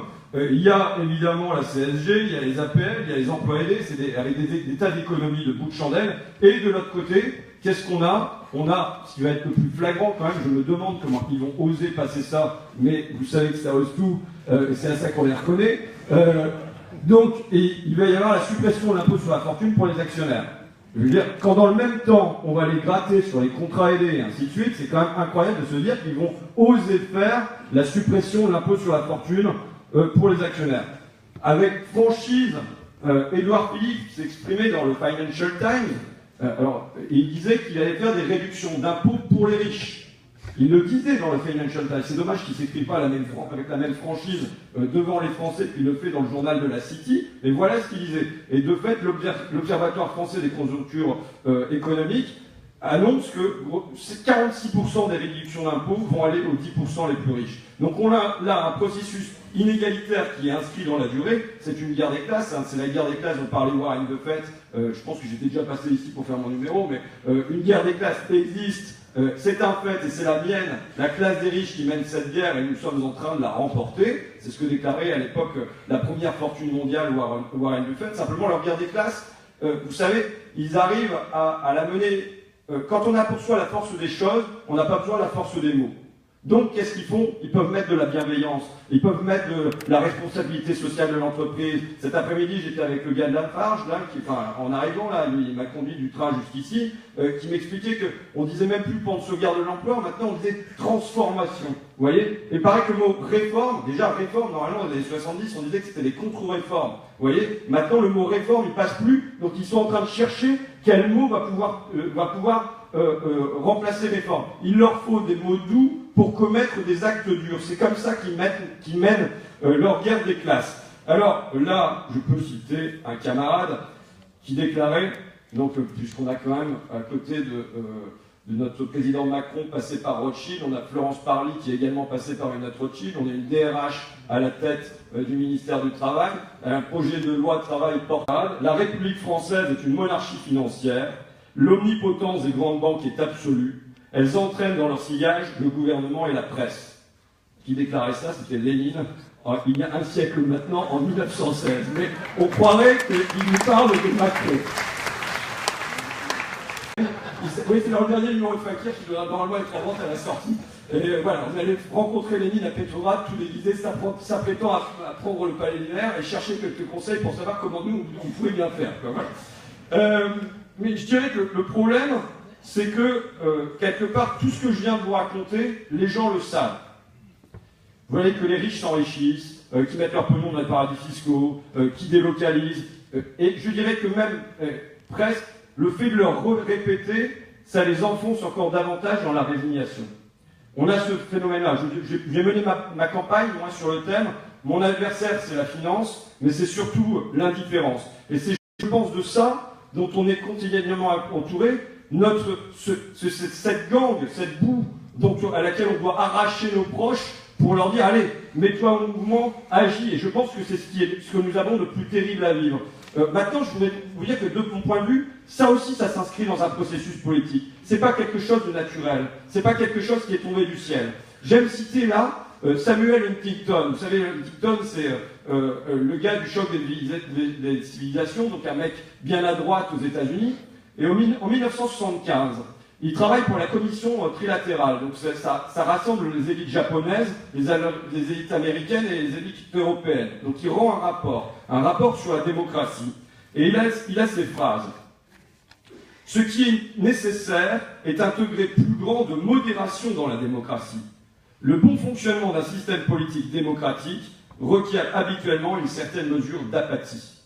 Et ils l'ont obtenu. Ils l'ont construit. Vous pouvez revenir sur les processus qu'ils ont mis en œuvre, mais il faut bien voir que ce résultat, cette gangue, ce sentiment d'impuissance collective, cette résignation qui nous entoure, elle a été politiquement construite. Alors maintenant,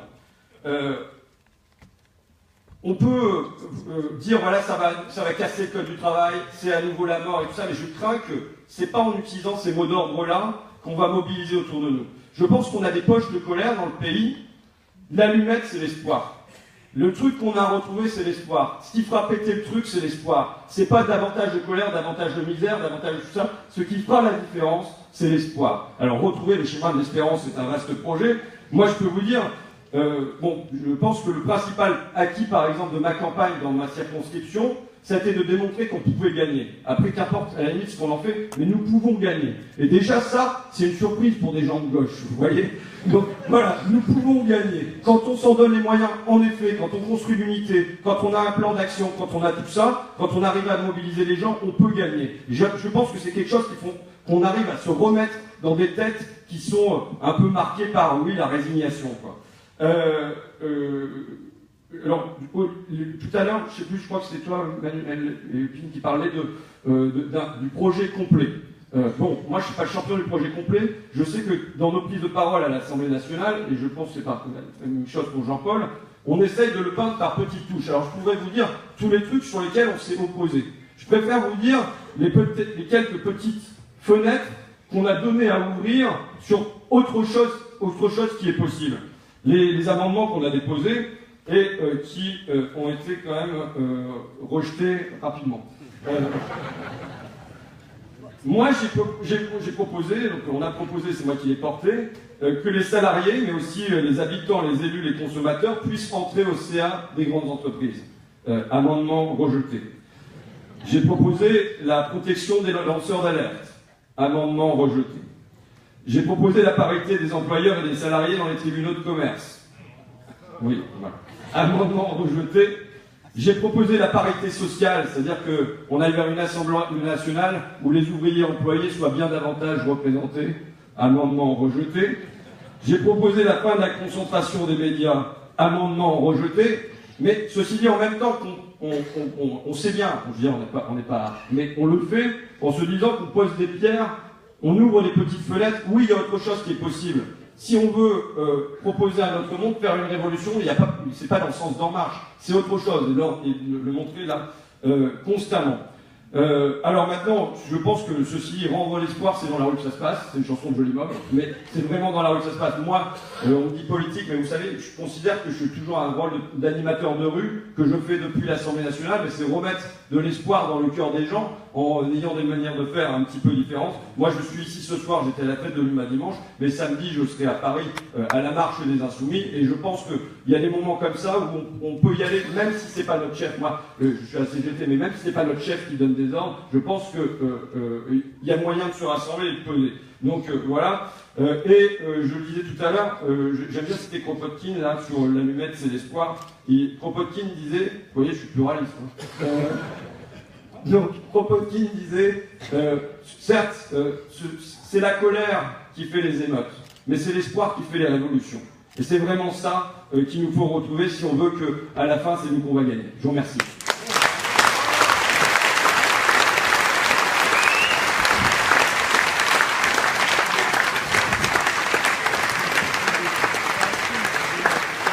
Contre les jeunes, les retraités, les salariés, et contre les plus fragiles, par exemple contre les migrants, les migrantes, puisque cet été, il a quand même fallu qu'un tribunal intervienne pour dire qu'on n'avait pas le droit de refuser aux associations de distribuer de l'eau et de la nourriture aux migrants. Ils avaient quand même l'idée de le faire, d'essayer d'interdire de distribuer de l'eau à des gens qui avaient soif. Alors ces mauvais coups-là, on les avait un peu prévus quand même, puisqu'il n'arrête pas de nous dire qu'il fait ce qu'il avait dit dans sa campagne, donc il tient ses promesses. Il y a quand même un truc sur lequel il ne tient pas ses promesses, c'est qu'il vient d'amputer le budget consacré aux droits des femmes de 25%. Ça, il ne l'avait pas promis, il avait promis un ministère de plein droit et c'est un secrétariat d'État. Donc là-dessus, il est quand même... voilà. Et puis ce qu'il fait aussi, c'est que non seulement il tient ses promesses, mais il fait pire. Il frappe de plus en plus fort avec, par exemple, la baisse des APL, la suppression des contrats aidés. Dans l'éducation, c'est 23 000 personnes qui se retrouvent sans emploi du jour au lendemain, et aussi des missions qui ne sont plus assurées pour le service public d'éducation. Pour le champ de la FSU, c'est-à-dire la fonction publique, c'est les agents et les agentes qui sont attaqués, mais aussi le service public. Le gel du point d'indice et donc du salaire, le report du calendrier de revalorisation salariale, le rétablissement de la journée de carence et les suppressions de postes, 120 000, dont 70 000 dans la seule fonction publique territoriale. Et donc c'est la poursuite de la caisse engagée du service public. Alors ce qui nous occupe plus particulièrement aujourd'hui, ce sont les ordonnances sur la loi travail. C'est la destruction des droits collectifs pour l'ensemble des salariés. C'est aussi des attaques sur le droit à la formation pour toutes et tous, y compris les salariés du public. Et c'est bien la même logique qui s'applique dans ces ordonnances que dans le service public. Comme cette loi, elle cherche à diviser et à mettre en concurrence les travailleurs et les travailleuses entre eux, par exemple, la différenciation du point d'indice entre les trois fonctions publiques, c'est un moyen de mettre les salariés du service public en concurrence entre eux. Comme on aura un code du travail par entreprise, ce qu'ils cherchent à faire, c'est un droit administratif par établissement, par commune, etc., par service, donc à mettre en concurrence les établissements publics entre eux. Et qui peut croire qu'après avoir supprimé les CHSCT dans le privé, ils vont les laisser vivre tranquillement dans la fonction publique? Qui peut croire qu'après avoir détruit le code du travail, ils ne vont pas s'attaquer au statut de la fonction publique? Alors face à ces ordonnances, le mouvement social, évidemment, reste pas sans réaction. La réussite de la journée du 12, et celle d'aujourd'hui aussi, où on était encore des centaines de milliers à manifester contre ces ordonnances, mais aussi la suite avec le départ en grève des routiers à partir de lundi, des mobilisations plus sectorielles, par exemple celle des étudiants de l'université de Rouen, la mobilisation des retraités, les mobilisations pour mieux contre la suppression des contrats aidés. Toutes ces mobilisations, Nous, on pense qu'elles ne s'opposent pas, et qu'en tout cas qu'on ne doit pas les opposer, et qu'il faut au contraire les faire converger et qu'il faut aller plus loin.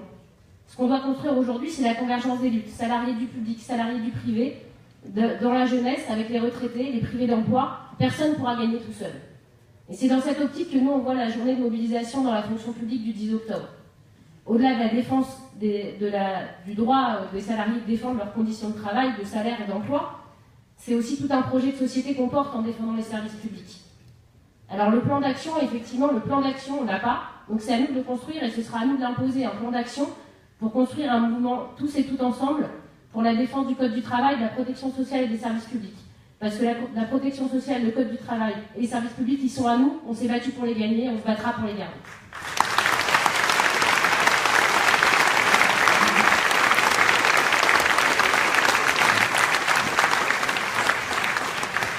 Comme quoi, dans l'éducation nationale, on sait écrire. Bon, c'est histoire de mettre un peu de... Bref. Avant qu'on donne la parole à Philippe Poutou, Reda, juste 2 secondes pour compléter les propos de Stéphanie sur la fonction publique. J'ai une information de la Fédération des services publics. Aujourd'hui, 21 septembre, 2000 CRS sont en arrêt maladie. Les 16 motards qui devaient escorter Macron à Marseille ce jour sont en arrêt maladie, comme 321 CRS sur 390 qui devaient assurer la sécurité autour de Macron. Voilà. Même chez les CRS, c'est le bordel. Ah bah, très bien, ça veut dire qu'on commence à ce que chacun puisse se mobiliser, justement. Philippe, je ne sais pas si tu restes là ou tu viens là. Non, tu préfères là. C'est la gauche, hein. Toute la gauche. Justement sur le rapport entre les salariés et le patronat. À toi, Philippe. Salut à toutes et tous. Quelques mots. Vous l'avez appris peut-être aujourd'hui, les échos des manifestations, c'est un petit peu moins que mardi dernier. Donc on suppose que déjà à cette heure-ci, les médias capitalistes sont en train de dire que c'est déjà la fin du mouvement, que voilà, ça ne va pas marcher ce coup-ci. Donc ça va peut-être rassurer les possédants, peut-être rassurer toute cette clique de privilégiés. Mais bon, nous on est là pour ça, enfin, si on est là tous ensemble là aujourd'hui, c'est justement pas pour dire qu'on va lâcher le morceau, qu'au contraire, on voit bien aussi toutes les difficultés qu'il y a de construire une mobilisation, c'est logique, on s'y attendait plus ou moins, que ça n'allait pas se faire comme ça. Donc voilà, tout le point qu'on a aujourd'hui à discuter, c'est ça, c'est comment on peut faire pour réussir à vraiment construire une mobilisation, comment on peut arriver à changer le rapport de force, c'est tout le problème qui nous est posé. On a une expérience récente du mouvement contre la loi travail, on a vu 4 mois de lutte, avec des jeunes, des moins jeunes, les intermittents, des précaires, tout ce qu'il fallait. Bon, on s'est battu, on a été confronté à la répression policière, à la répression du gouvernement, et ça a été énorme, parce qu'on sortait quand même de plusieurs années où c'était rien passé, et puis on n'a pas gagné. On se souvient aussi, j'en ai reparlé juste tout à l'heure, de contre la réforme des retraites sous Sarkozy, en 2010. On se rappelle aussi des manifestations énormes, on a été 2-3 millions à 2-3 reprises, je crois, dans la rue. On a fait quand même un mouvement qui était là aussi très costaud, et puis on n'a pas réussi à faire reculer Sarkozy. Donc voilà, on sait qu'une fois qu'on démarre une mobilisation, une fois qu'on a des belles manifs, comme on a eu le 12 et comme même aujourd'hui ça restait encore des belles manifestations, on sait que ça ne suffit pas. Donc le problème qui nous est posé, c'est comment à partir de là, on peut arriver à stopper les attaques ultralibérales, à faire reculer le gouvernement Macron, mais même au-delà de stopper ou d'empêcher les ordonnances, c'est aussi toute une question politique de comment on fait que la roue tourne et comment on arrive non seulement à se défendre aujourd'hui, mais à repasser à l'offensive et à regagner ce qu'on a perdu ces derniers mois et à rediscuter de progrès social, d'avancer, de rediscuter des acquis sociaux. Et c'est tout le problème qu'on a, c'est de se remettre en marche véritablement, sans faire de jeu de mots, avec le président actuel.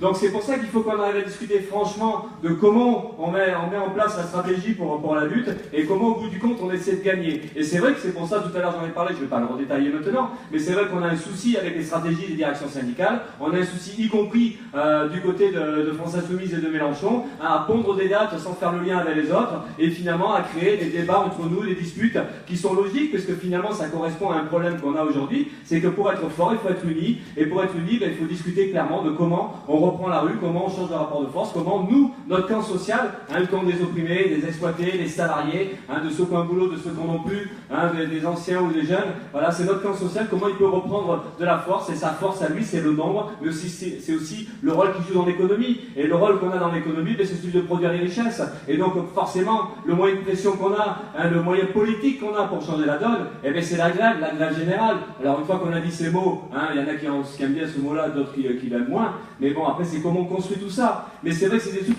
qu'il faut qu'on arrive à discuter franchement. Donc là, aujourd'hui, on est confronté à ça. Voilà, on voit que ça va être compliqué parce que la crise, elle est dure, parce que la société, elle est violente, les rapports humains, les rapports sociaux sont de plus en plus violents. On parle beaucoup de la répression du mouvement social, il y en a des collègues qui vont en parler tout à l'heure, que ce soit les zadistes à Notre-Dame-des-Landes, que ce soit dans les quartiers populaires, que ce soit les syndicalistes, on est confronté à une répression policière, à une violence policière qui relève d'une violence d'État pour faire taire, pour museler la population. Donc on a ce problème-là, mais globalement, il y a une société qui est ultra violente parce qu'aujourd'hui, le travail, c'est de plus en plus dur. Au chômage, on galère parce qu'on n'a pas de quoi vivre, parce qu'aujourd'hui, on n'a même pas de quoi, ou de moins en moins, de quoi se loger correctement ou de se soigner correctement. Mais même quand on a un boulot, c'est de plus en plus dur. La pénibilité, les maladies professionnelles, y compris, vous avez vu, les burn-out et les suicides, tout ça, c'est une réalité quotidienne.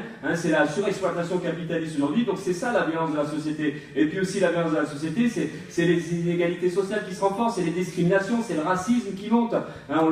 C'est aussi les idées d'extrême droite qui deviennent de plus en plus présentes. C'est aussi le refus d'accueillir des migrants et même de faire la chasse aux migrants et de les faire mourir dans la mer Méditerranée ou aux frontières aujourd'hui ici. Donc tout ça, on est dans un monde ultra violent. Et la violence, c'est aussi la richesse, ultra-richesse, on en a parlé, mais c'est complètement fou. Bon là, on rigole pas parce qu'on respecte toute vie humaine, mais Bettencourt est morte. Bon voilà, on pleure pas non plus. Mais les 40 milliards de Bettencourt, qu'est-ce qu'ils deviennent ? C'est quand même dingue aussi que ces gens-là ils puissent avoir autant. Nous on gagne sur toute une vie, on gagne même pas 1 million d'euros, enfin après on peut refaire les calculs.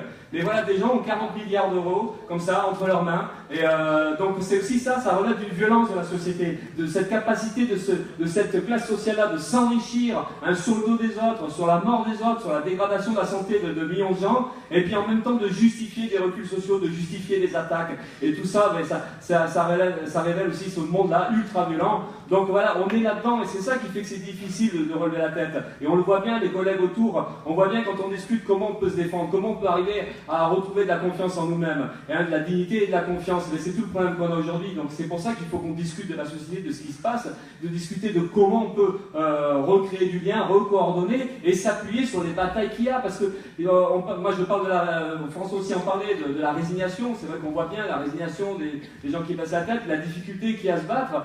Mais c'est aussi tout le problème de comment... j'ai oublié le truc que je voulais dire, ça m'arrive assez souvent ce truc-là, c'est le problème de ne pas avoir du papier.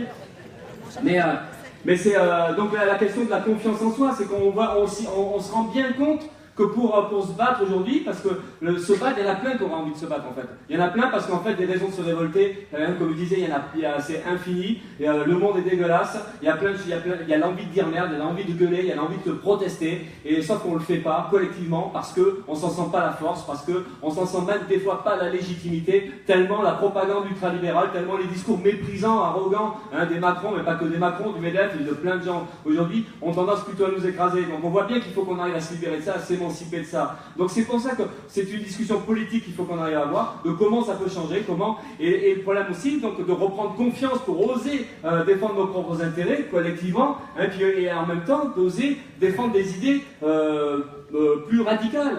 Parce que là, on discute des ordonnances et tout ça, mais pourquoi? Il faudrait discuter d'interdire les licenciements, il faudrait discuter d'une véritable protection sociale qui permette de la santé gratuite pour toutes et tous, discuter de l'éducation, discuter de la culture pour toutes et tous. Et ça, c'est oser revendiquer ça. Ce serait oser revendiquer que si les capitalistes ne sont pas capables de gérer le système de manière à faire vivre la population décemment, eh bien, nous, ce qu'on veut dire, c'est réquisitionner. On prend en main l'économie, c'est l'histoire de l'autogestion, c'est l'histoire du contrôle ouvrier sur la population. On a besoin de discuter de ça.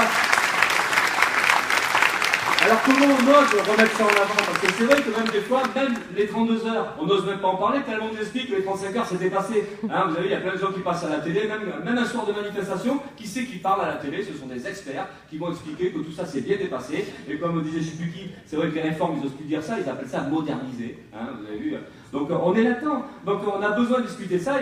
Et tout est en lien finalement. C'est que si on arrive à coordonner, si on arrive à résister ensemble, si on arrive à s'appuyer sur les batailles qu'il y a aujourd'hui dans la santé, dans l'ensemble des services publics, même y compris donc les ZAD contre le Notre-Dame-des-Landes ou à Bure, un peu partout, y compris les batailles contre le racisme, les batailles comme tout à l'heure pour le droit à l'avortement, pour les droits des femmes aujourd'hui qui sont de plus en plus remis en question. Donc si on arrive à faire la jonction de toutes ces batailles-là, et avec évidemment la question de l'emploi, la question du code du travail, on devient une véritable force, et c'est ça qu'il faut qu'on arrive à faire. Et ce qui nous manque aujourd'hui, et ça c'est la critique qu'on peut faire quand même, c'est que les dirigeants syndicaux, je ne suis pas obsédé par les dirigeants syndicaux, mais ça pose un problème quand même, c'est pourquoi on n'arrive pas à discuter de ça, pourquoi on n'arrive pas à poser des problèmes comme ça, pourquoi on n'arrive pas à dire, mais bien sûr qu'il faut faire ensemble, bien sûr qu'on ne va pas éparpiller les luttes, c'est une aberration aujourd'hui de faire plusieurs luttes comme ça, pourquoi? Et ça c'est un problème qu'on a, donc il faut arriver à imposer ces discussions-là, oui, de discuter de la reconstruction d'un mouvement social, de la construction unitaire et de la construction dans la rue. Il faut qu'on se batte, notre force elle est dans la rue, elle est dans la grève, elle est dans un mouvement finalement de classe contre classe. Encore une fois, Ruffin parlait de la lutte des classes qui était gagnée par les riches, la déclaration de Warren Buffett. Bon, mais nous, cette lutte de classe, il faut qu'on la mène, il faut qu'on ose en parler, il faut qu'on discute de camp social, de classe sociale, et que oui, on est confronté au pouvoir des capitalistes, au pouvoir des possédants, qui s'enrichissent de plus en plus, et que forcément, il y a confrontation, donc il faut en discuter, la préparer, et c'est dans tout ça qu'on peut retrouver le moral, qu'on peut retrouver la confiance, et qu'on peut retrouver ce sentiment que finalement, on peut agir et faire beaucoup de choses tous ensemble. Donc c'est ces points-là, et les meetings comme aujourd'hui, donc je le dis parce que c'est important, l'initiative de l'intersyndicale au Havre, c'est important, parce que c'est pas si fréquent que ça aujourd'hui, mais d'arriver à faire en sorte qu'on se retrouve ensemble, qu'on puisse discuter ensemble, se poser les problèmes ensemble, parce qu'au bout du compte, évidemment, l'enjeu c'est quand même celui-là, c'est qu'à un moment donné, il faut qu'on gagne, il faut qu'on arrive à changer les choses, donc voilà, c'est tout ça. Et ça passe par de la révolte, ça passe par libérer la colère, et puis voilà, j'arrête un peu comme ça, et merci pour l'invitation.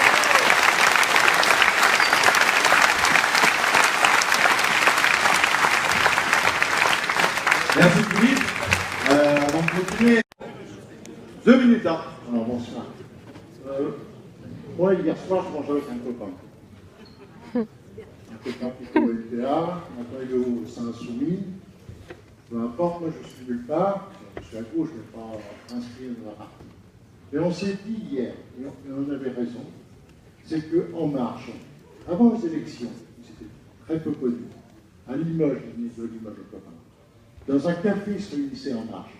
C'est-à-dire que c'était pas beaucoup. Ils mobilisaient un café, de temps en temps, ils se réunissaient. Le LPA ou les Insoumis, à l'époque, ils se réunissaient, ils remplissaient des salles à Limoges. Les résultats des courses, qui c'est qui a gagné? C'est En Marche. C'est-à-dire qu'En Marche, ils ont su dialoguer et donner une envie aux gens, tu vois, d'aller à l'avant. Alors, c'est peut-être pas les mêmes gens à qui ils s'adressaient, c'est-à-dire c'est sans doute adressé aux gens qui étaient déjà bien placés dans la classe sociale. Mais nous, on devrait être en capacité de pouvoir proposer une alternative aux gens qui sont présents aujourd'hui. Alors, je n'ai pas de solution, mais je dis simplement que c'est un peu ma réflexion. Voilà. Ok, merci. De l'autre côté de la salle, là-bas, Gilles. Voilà. Je vais intervenir par rapport à l'union tout à l'heure, je me permets, j'ai le micro. L'union, nous, dans notre UL, et d'ailleurs au sein des 2 UL, il y a eu un long débat sur comment se fait-il qu'on n'arrive pas à trouver des dates avec nos organisations syndicales, comment se fait-il qu'on n'arrive pas à avoir cette convergence entre toutes les forces qui veulent changer cette société-là, parce que c'est bien de ça qu'il s'agit, c'est changer la société, c'est une révolution dont on parle. Parce qu'aujourd'hui, ceux qui la font, c'est le capitaliste qui fait la révolution. Il l'a fait à notre dépens. Et ces questions-là, on se les pose. On a même une idée de monter à Montreuil pour expliquer notre point de vue. Parce que on est des militants à la CGT. Et donc, on veut aussi qu'on nous entende. Et nous, la question de l'union, je pense, et majoritairement dans les syndicats, c'est pas un problème, quoi. C'est même quelque chose qui est l'aspiration de l'ensemble des syndiqués. Et puis, là, aujourd'hui, ce qui se passe, c'est bien, à l'initiative de la CGT, une rencontre entre les politiques et des syndicalistes pour trouver une solution, pour trouver une voie. C'est bien qu'on s'est déjà posé la question de l'alternative au mouvement. On voit très bien que les mouvements qu'on a vécus sur la loi El Khomri n'ont pas débouché sur des réussites. Mais on sait que l'alternative, elle est nécessaire et elle viendra forcément de la convergence entre les actions syndicales et le relais politique et la mise en place auprès de la population. Et nous, notre rôle, c'est d'aller au contact des salariés et de construire une vraie alternative. Et pour ça, il faut aussi que les politiques jouent leur rôle et qu'ils montrent aussi leur unité. Ok, merci Gilles. Là, tu peux amener le micro là, juste devant lui. Je suis obligé de faire un choix. J'ai quelqu'un ici, moi. Alors, ouais, mais je vais pas pouvoir donner la parole à tout le monde. Voilà, mais il y a une femme, parce qu'il y a eu beaucoup d'hommes. Justement, c'est une femme ici. Oui, oui, ok, on va donner la parole. À droite, là.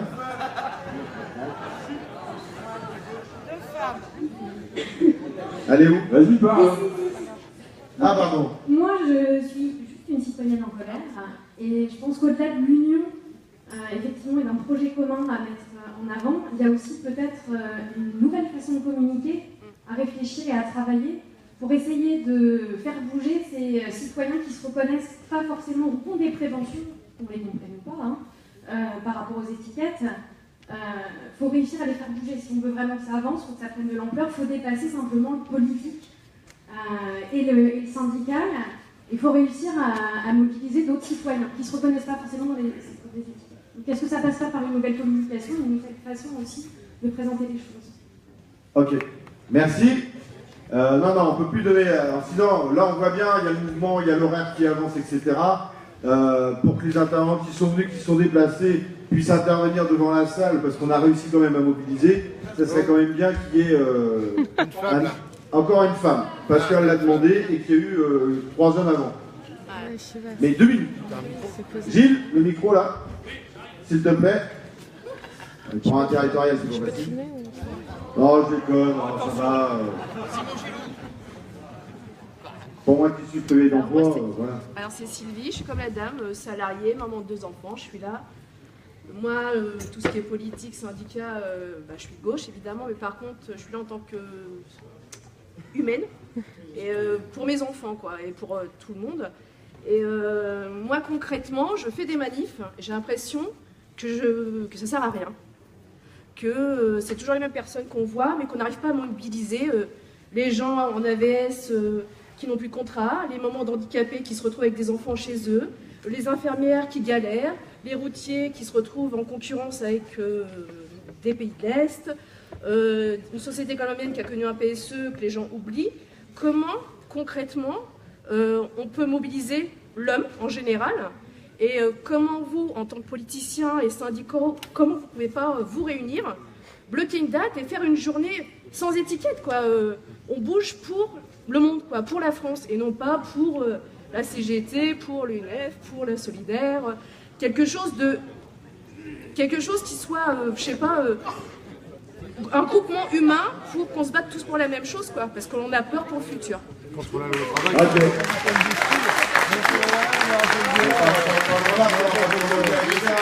C'est le principe de l'expression. Il faut rendre le micro parce que... Voilà. Donc on va suivre sur la répression syndicale parce que toutes ces attaques-là, c'est aussi que même si on se mobilise, on voit qu'il y a des stratégies de communication, de comment on crée le rapport de force et autres. Et puis il y a des gens qui s'expriment comme tu viens de le faire, il n'y a pas de souci. Mais il y a aussi ce qui se passe concrètement auprès des syndicats, quoi, et des syndicalistes et des militants et des gens qui se bougent dans la rue. Et donc Loïc, au nom de Jolibon, voilà, demain tout le monde va pouvoir intervenir à tous. Bah, puis je vais commencer par répondre à ça. Je pense que c'est des initiatives comme aujourd'hui. Il y a des militants syndicaux, des militants politiques, des militants d'associations, voilà. Et en multipliant ce genre de choses, par exemple, je repensais à la manif du 9 mars 2016, où les confédérations n'avaient pas encore appelé, et puis l'appel est venu de partout, il y a plein de syndicats, de fédés, d'assos, de collectifs, des gens qui étaient déjà en lutte, qui s'y sont joints, et ça a donné une énergie énorme au mouvement. Quand la confédération CGT est rentrée dans le mouvement ensuite le 31 mars, il avait déjà une bonne dynamique, et c'était un mouvement qui n'était pas arrêtable, il avait eu une énergie forte. Après, on est venu greffer des choses comme Nuit debout dessus. Il se trouve que nous, en tant que travailleurs du spectacle, on a été attaqués aussi. Bon, pas pour la première fois, hein. Ça faisait des années que le MEDEF et la Confédération avec plus de 1000 personnes. Il y avait 10 théâtres nationaux France occupés, etc. Ça a mis une certaine pression, mais on a gagné aussi parce qu'il y avait un énorme mouvement social en même temps et qu'à un moment, c'était compliqué pour eux d'essayer de résister sur la loi travail, et en même temps de résister face aux travailleurs du spectacle, et en même temps de résister face aux cheminots qui étaient attaqués aussi. Donc voilà, ceux qui se sont mis en lutte à ce moment-là, avec des mobiles qui n'étaient pas seulement ceux de la loi travail, on a été beaucoup à gagner. Alors, on veut quand même partager ces victoires, on parle souvent de comment on donne l'espoir, et voilà, et ben c'est possible de gagner. Alors, des fois, c'est pas sans prix. Hein. Il se trouve que lorsqu'on est allé occuper les locaux du MEDEF, puisque voilà, comme c'était le MEDEF clairement qui s'opposait à l'application des accords, des actions qu'on a pu faire en tant qu'intermittent et que la plupart d'entre vous avaient fait en tant que militants syndicaux, associatifs avec vos collectifs, ça s'est passé super bien. On a occupé les lieux, tout le monde a vu que c'était calme, déterminé, mais calme. Bon, à un moment, le directeur de la sécurité du MEDEF, pas un vigile, hein, pas une personne qui était là par hasard, un cadre du MEDEF, un politique du MEDEF, a décidé d'essayer de faire dégénérer la situation. Il est venu en nous insultant, on l'a filmé parce qu'on trouvait ça rigolo, on trouvait tiens c'est marrant l'expression, la seule expression qui vient à la bouche d'un cadre du MEDEF quand on vient parler de politique avec lui, de droits sociaux, c'est connard, connard, connard. Donc on a dit tiens on va filmer. Il a arraché l'appareil photo des mains de la jeune fille qui filmait. Un copain lui a pris ses lunettes en disant bon allez, tu rends l'appareil photo, je te rends les lunettes et c'est fini. Il a rendu l'appareil photo, on a rendu les lunettes, hop, c'était fini. Sauf que quelques minutes plus tard, il était encore en train de s'énerver après un autre de nos camarades. J'arrive en disant allez on se calme, ça y est, tu vas pas recommencer, c'est fini. Et là paf, il me met un coup de pied dans les roubignoles. Ça fait mal, mais en plus, non content, paf, double peine. Il court dans son bureau, il ferme la porte, il téléphone au flic et il dit il m'a frappé, il m'a mis un coup de poing, je veux porter plainte.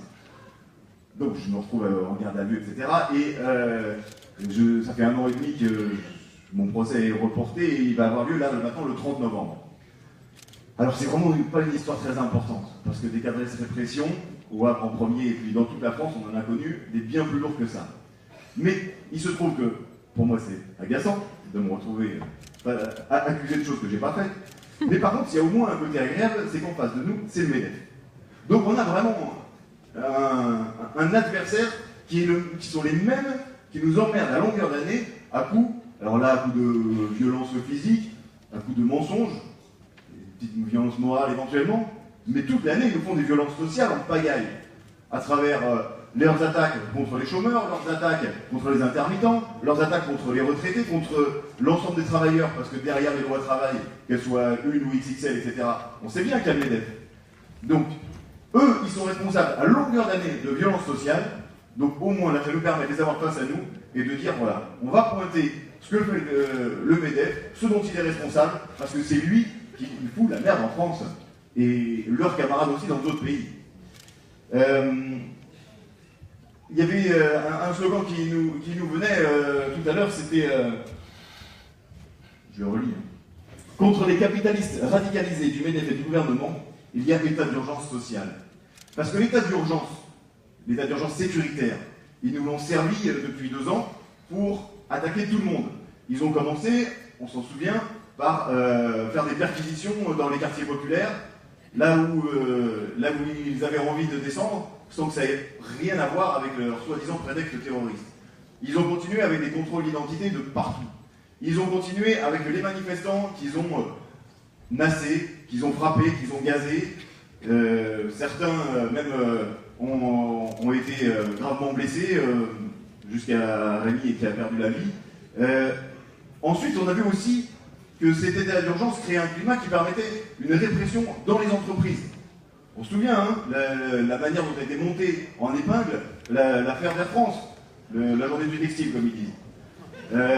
On se souvient des répressions sur les copains de Goodyear, sur les copains de Continental, sur les copains cheminots, avec une pensée pour Édouard, un cheminot militant à Sudrail, qu'on connaissait bien et qui s'est suicidé suite au harcèlement dont il faisait l'objet de la part de la direction de la SNCF. Et voilà, dans de nombreuses entreprises, publiques ou privées, on a eu ce harcèlement patronal. Et puis après, il y a eu la justice aussi, avec toutes les poursuites judiciaires qui ont été faites, alors aussi bien aux gens qui étaient interpellés dans les manifestations, qu'aux gens qui ont osé soutenir des réfugiés qui en avaient vraiment besoin, ou parfois dans les quartiers, des gens qui ont voulu, en avaient marre, ou juste relever la tête, et en avaient marre du 10e contrôle d'identité dans la journée, alors que les flics connaissent très bien leur nom, le nom de leurs parents, leur adresse, etc. On a vu depuis le printemps dernier, un camarade a recensé 4000 poursuites contre des militants, contre des gens qui ont osé relever la tête. Poursuites policières, poursuites patronales, poursuites judiciaires. Face à ça, c'est clair, hein, chez eux il y a une logique, hein, nous faire peur pour nous faire taire. Il est évident, j'ai plus lequel de mes camarades, parce qu'ils ont tous dit des choses très bien, l'a dit tout à l'heure, il est évident que tant qu'il y a de l'injustice, il va y avoir de la révolte. Et on compte bien qu'on soit de plus en plus nombreux à se révolter contre ça. Donc, face à leur injustice, qui est une véritable injustice de classe, oui, c'est dans les quartiers populaires que ça tape le plus fort contre les jeunes ou n'importe qui oserait relever la tête. Oui, c'est dans les usines, dans les endroits où les salariés sont les plus précaires, c'est face aux chômeurs que ça tape le plus fort. On voit bien, la justice dans les conseils d'administration et dans les délits d'initiés, elle n'est pas la même que celle qui s'abat sur les copains depuis des années.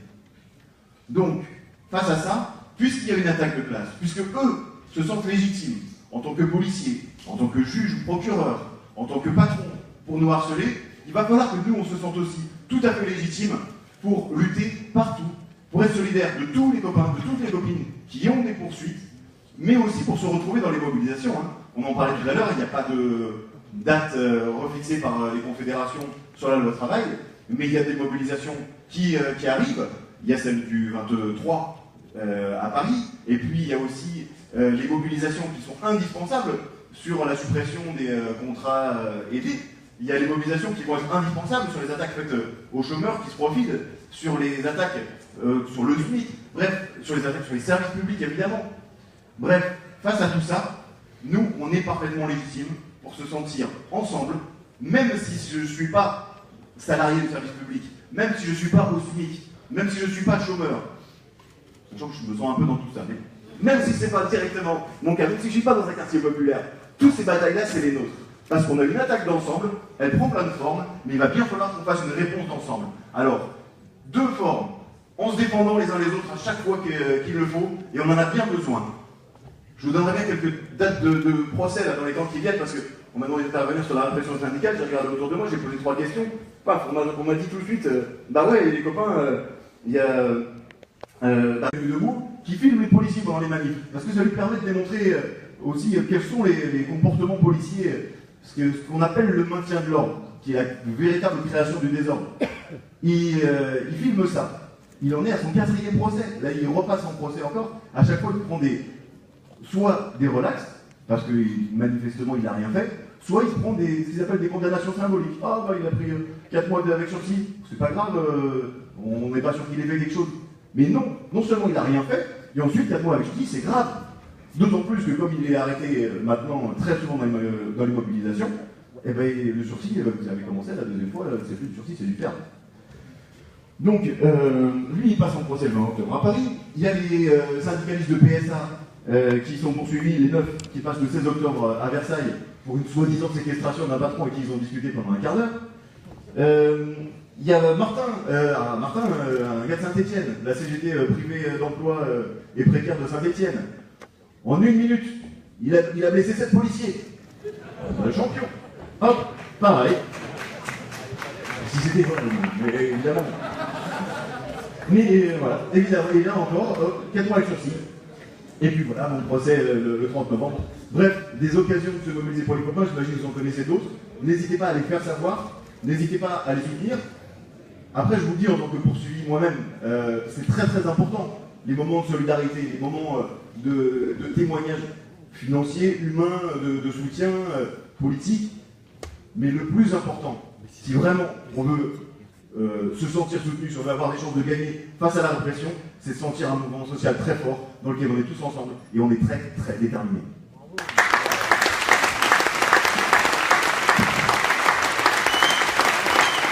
Merci Louis. Ça donne un éclairage quand même assez poignant, quoi, et de se dire que effectivement se mettre en ordre de bataille et en ordre de lutte, c'est bien, mais la solidarité pour éviter que les camarades, quels qu'ils soient, puissent être réprimés, c'est aussi une question qu'on va se poser dans la démarche de la lutte, quoi. On attend à Saint-Traoré justement par rapport aux violences policières, parce que c'est quand même aussi gravissime ça, et c'est important aussi qu'on puisse avoir son témoignage, aller sur la route. Donc on bouleverse un peu le bazar, comme dirait mon camarade Arnaud. Et donc on va accueillir, alors il faut que je retrouve mon papier parce que j'ai pas les noms de tout le monde, Simon Duteil pour Solidaire, justement qui fait le lien avec Loïc sur la stratégie de l'unité, et puis ce qu'on parle depuis le début, quoi. Voilà, comment on se met en ordre de marche unitairement pour contrecarrer tous les projets de ce gouvernement pourri. Tu as la parole. Ouais. Bon, déjà, merci de nous avoir invités à National, mais ça me fait vraiment plaisir d'être là parce que si je vis et je travaille à Saint-Denis dans le 9-3, il s'avère que je suis né au Havre et que j'y ai passé une bonne vingtaine d'années avant de migrer un peu plus loin. Donc ça me fait particulièrement plaisir d'être là et je suis toujours, et on suit toujours avec attention l'actualité havraise. Bon, et je suis heureux de voir aujourd'hui que le Havre, la rebelle, ça voulait dire quelque chose encore. Parce qu'il y avait vraiment du monde dans la rue, il y avait du bruit, et ok, on est d'accord que la mobilisation aujourd'hui, elle était, allez, on va dire à peu près comme le 12, légèrement moindre, mais elle n'était pas ridicule. Et on garde un niveau de rapport de force qui est conséquent pour les semaines qui viennent. Et ça, c'est important. Bon, passé ça, on m'a fait un gentil petit cadeau, parce qu'on a déjà pas mal discuté. La question de l'unité ce soir, elle a été abordée par beaucoup de monde, j'ai l'impression. On n'a pas parlé beaucoup de l'unité syndicale, mais je vais quand même revenir dessus, parce qu'il y a eu 2-3 trucs qui ont été dit. Et la stratégie pour gagner, bon, bah, je vous avoue, j'ai amené ma petite enveloppe secrète. Je vais vous dire comment on fait pour gagner. Bon, évidemment non, vous savez déjà ce qu'il faut faire pour gagner. Et d'ailleurs, c'est ce qu'on fait là ce soir, en fait. Mais on va revenir un tout petit peu dessus. Je ne vais pas revenir non plus trop, parce qu'on l'a beaucoup fait, que ça avance et qu'on a faim, puis on a envie d'écouter les règles des arts, qu'on écoute depuis quelques décennies. Je ne reviens pas sur toutes les attaques. N'empêche, pour faire le lien aussi avec Assa Traoré qui va arriver, faut se rendre compte, et aussi ce qu'a dit Loïc là juste avant, ce qu'on a comme attaque, et comme attaque physique aussi, comme violence policière, c'est pas un truc qui est nouveau, mais c'est un truc qui est peut-être un peu nouveau ou plus récent là sur les mouvements sociaux. C'est un truc qui est expérimenté depuis des années dans les quartiers populaires, dans ce qu'on appelle parfois les banlieues, et bah, c'est là où ici il faut créer de la solidarité sur les luttes, et c'est pas des trucs qui se découpent et qui sont à côté. Il n'y a pas la bonne grève contre le truc du droit du travail, et puis le truc où on ne regarde pas à côté quand les petits jeunes de 15 balais, ils sont contrôlés 10 fois par jour, ils se font emmerder, etc., etc. Et si on n'est pas capable de construire ces liens-là, et pas forcément on perd derrière. Parce que c'est nos divisions qui nous font perdre. Et en fait, nous, on est unis. Enfin, on devrait l'être. Et on le construit ce soir. Je vais redonner de l'espoir. Donc ouais, on est d'accord, c'est faire de l'unité au niveau syndical. Je parle au niveau national, évidemment pas heureusement qu'il y a le Havre. Et d'autres endroits comme le Havre. On n'a pas réussi pour l'instant à mettre en branle un vrai truc intersyndical au niveau national. C'est pas faute d'avoir proposé, c'est pas faute de faire des invitations. Et pourtant, c'est dommage quoi, parce qu'on est d'accord que le syndicat, c'est l'outil de base de défense des salariés. C'est ça le truc. C'est l'outil de défense, c'est l'outil de défense collectif, puis c'est l'outil de contre-attaque. Et là, on n'y arrive pas. Alors ça, il faut qu'on s'interroge dans toutes nos structures, il faut qu'on pousse dans toutes nos structures, parce qu'il n'y a pas de raison, et l'unité, ça se construit. On le voit sur des secteurs.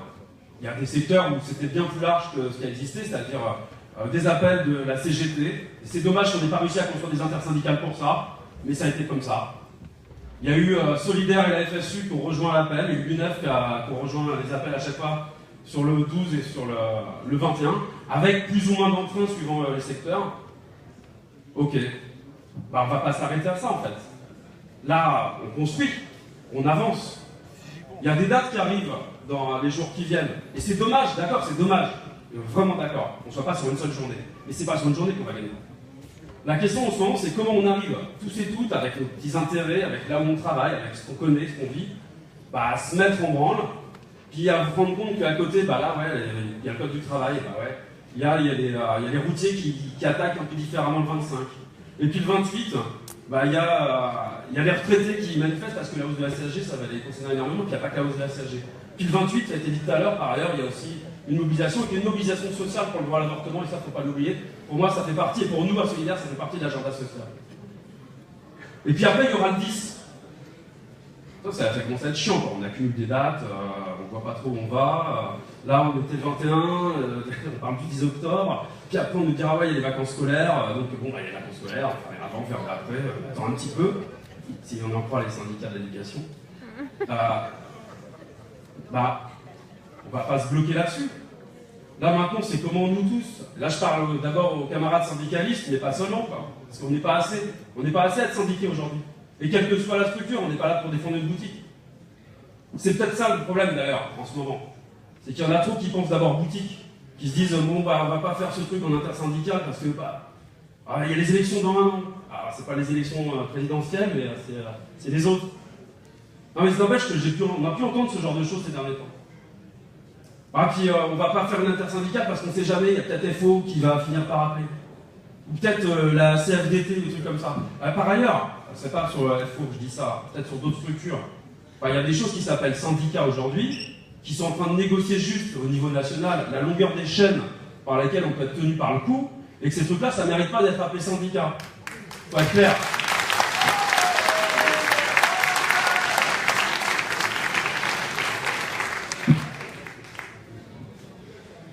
Donc, l'unité, bah ouais, on l'a construit là. On l'a construit à la base, on l'a construit dans le secteur. Il faut des villes comme c'est au Havre. Et ça reste un modèle. Et franchement, c'est pas pour déconner, ça a été dit tout à l'heure. Bon, c'est là parce que je suis avril que je dis ça. Mais vraiment, ce qui se passe au Havre depuis au moins 2010, sur l'unité d'action, pour faire plaisir à les camarades de l'organisation, et ben c'est important et ça sert ailleurs. Alors d'accord, au Havre, il y a peut-être plus de possibilités de bloquer des choses et tout, mais ce qui compte avant tout, c'est l'ouverture. Et c'est d'éviter le sectarisme. Et c'est d'éviter la vente de sa petite boutique. On a des différences, mais là, c'est pas possible, quoi. Enfin, c'est pas possible. On regarde, on n'a jamais connu, depuis 30, 40 ans, une si forte, si puissante attaque contre notre classe. Et c'est organisé par une classe. D'accord? C'est un projet de société, là. C'est le MEDEF derrière. C'est le projet de société de ceux qui dominent, qui veulent continuer de pressuriser, et ils iront jusqu'au bout. Hein. Ils s'arrêteront pas cette année, c'est des vampires. Hein. Tant qu'ils pourront nous en demander, tant qu'on ne sera pas capable de les bloquer, ils vont continuer. Donc, oui, il faut qu'on se prenne un petit peu plus par la main, ensemble, et qu'on dise à nos camarades qui ne sont pas forcément, qui n'ont pas la chance d'être au Havre ou dans la région havraise, il y en a encore, et qu'on leur dise un petit peu plus comment ça a marché, comment ça a pu avancer. Et moi, je pense qu'avant tout, c'est le fait qu'il n'y ait pas de sectarisme. Qu'on puisse se dire les choses, que parfois des structures plus importantes, elles respectent des structures plus petites. Parce qu'il y a des différences. Et parce qu'il va falloir être clair. Personne ne gagnera seul. Quel que soit le syndicat ou la structure politique qui penserait que personne ne gagnera seul.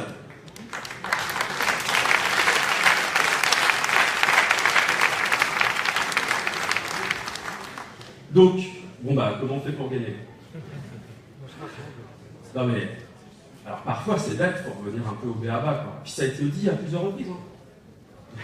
Les grèves par substitution, machin, bah c'est pas des grèves en fait. Enfin, j'ai même entendu parfois des gens qui disent on va se cotiser pour payer les raffineurs pour qu'ils fassent grève, puis comme ça va tout bloquer puis on va gagner.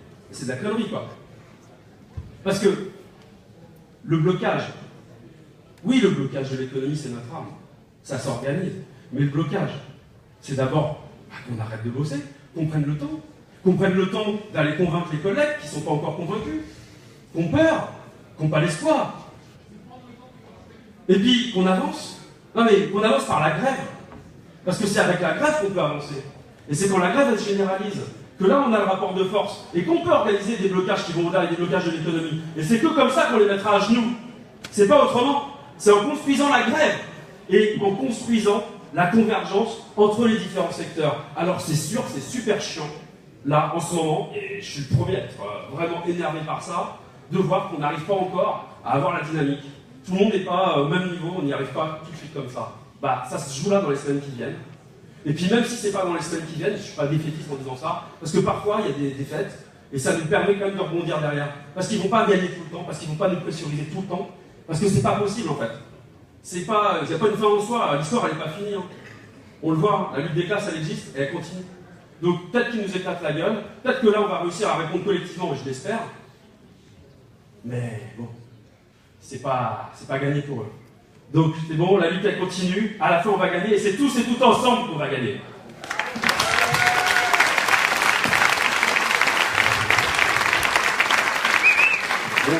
Un petit mot complémentaire et peut-être un oubli de Loïc. Voilà, mais pas trop long, quoique. C'était juste pour donner une minute de plus à ça pour régler. Et donc, oui, ce que tu me disais, ça m'a fait penser à un truc. Au printemps dernier, on était en pleine période d'élection présidentielle. On voyait bien que ça allait être pénible, qu'on allait nous parler beaucoup d'élections et très peu de problèmes sociaux et politiques. Et on a été un certain nombre, alors des militants syndicaux de la CGT, de Sud, des militants associatifs, des collectifs en lutte, etc., à lancer un petit aiguillon